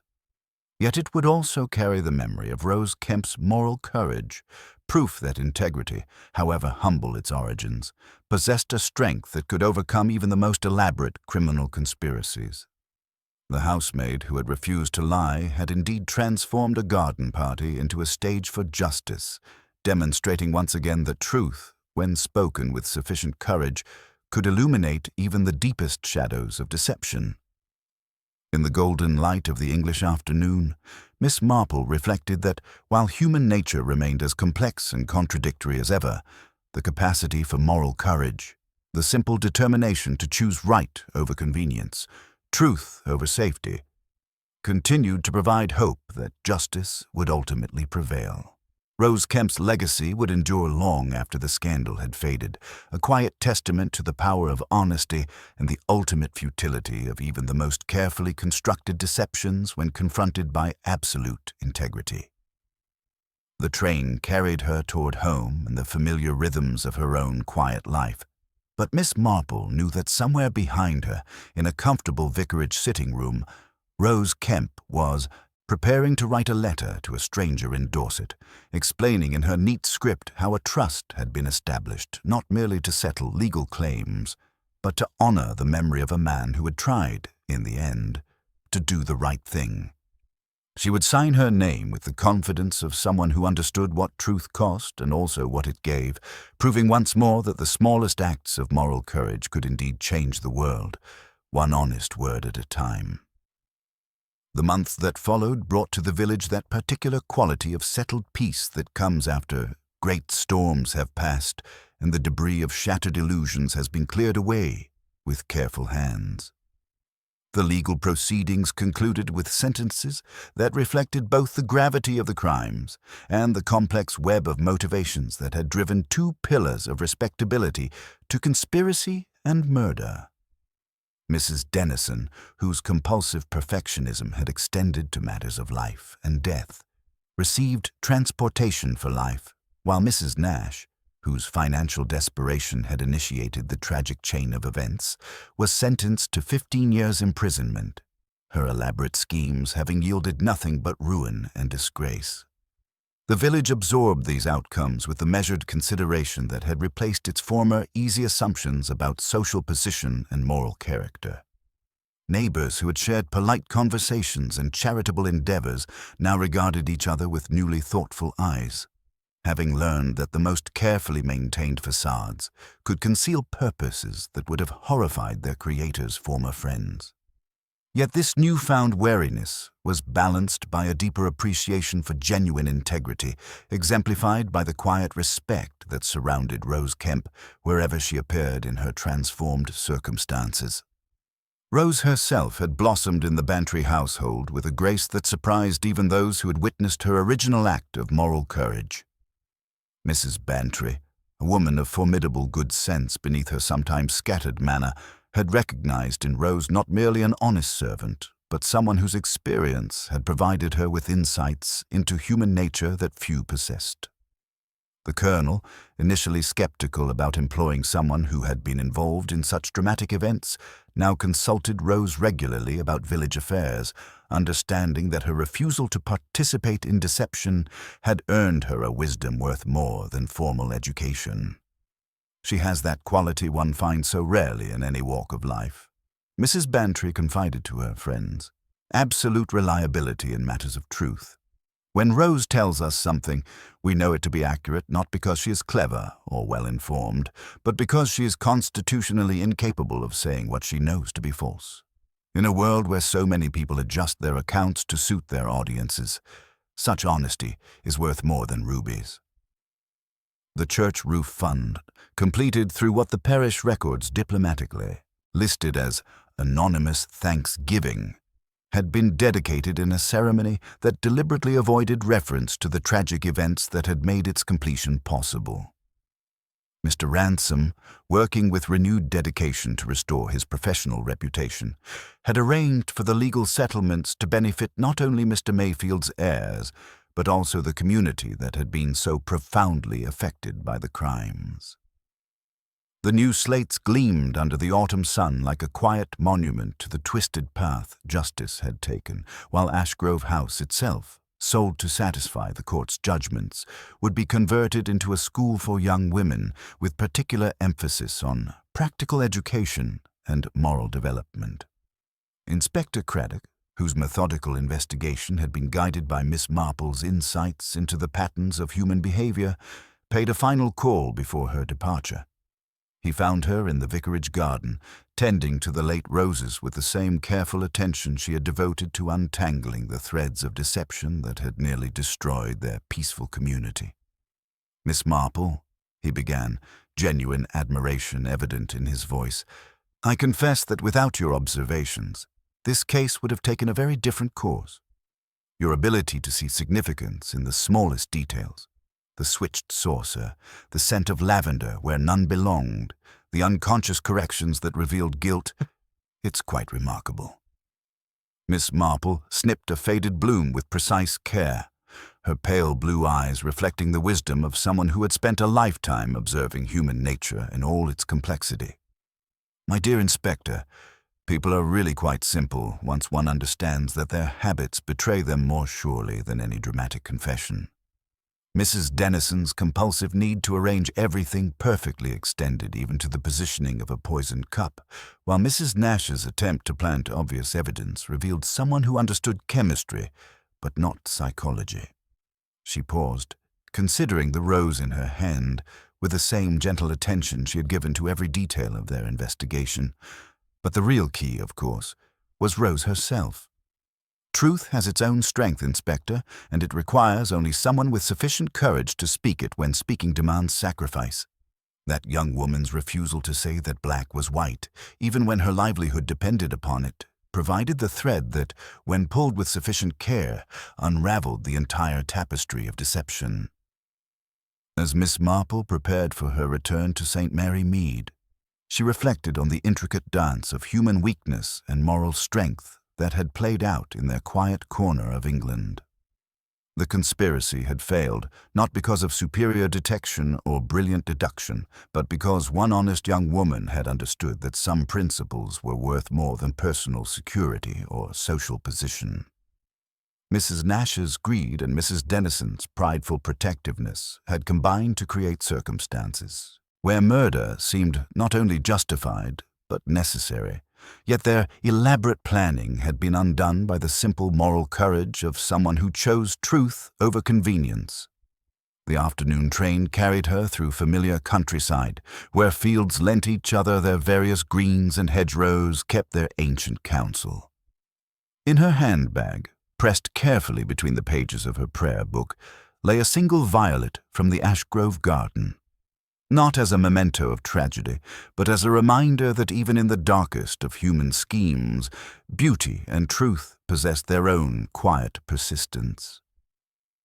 She took from her work basket the sock she had been knitting during those tense interviews, noting the place where she had dropped a stitch at the precise moment Rose had said, "No, ma'am, I won't."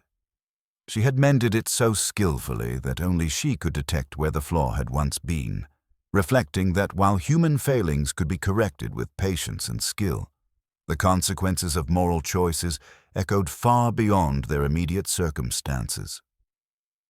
As the familiar spires and chimneys of St. Mary Mead came into view, Miss Marple settled back into her seat with the quiet satisfaction of someone who had witnessed justice done and moral courage properly rewarded. The housemaid who had refused to lie had indeed transformed a garden party into a stage for truth, proving once again that integrity, however humble its origins, possessed a strength that could overcome even the most elaborate criminal conspiracies. The village would heal, she knew, but it would carry forever the knowledge that respectability was not synonymous with virtue, and that the capacity for both great evil and great good existed in the most ordinary of circumstances. More importantly, it would remember Rose Kemp's example, proof that when truth and courage met in the same moment, justice would ultimately prevail, one honest word at a time. In the golden light of the English afternoon, Miss Marple reflected that while human nature remained as complex and contradictory as ever, there would always be those who chose right over convenience, honesty over safety. And when they did, someone with patience and understanding would be there to notice the wrong scent in the right place, the habit that betrayed the crime, and the simple courage that made all the difference between justice and its counterfeit. Her knitting needles resumed their gentle rhythm as the train carried her home, each stitch a small act of creation that, like Rose's moral courage, seemed insignificant in isolation, but contributed to something beautiful and enduring when viewed in its proper context. The pattern would continue to grow, row by careful row, just as truth would continue to emerge from the shadows of deception, until justice was finally and completely served.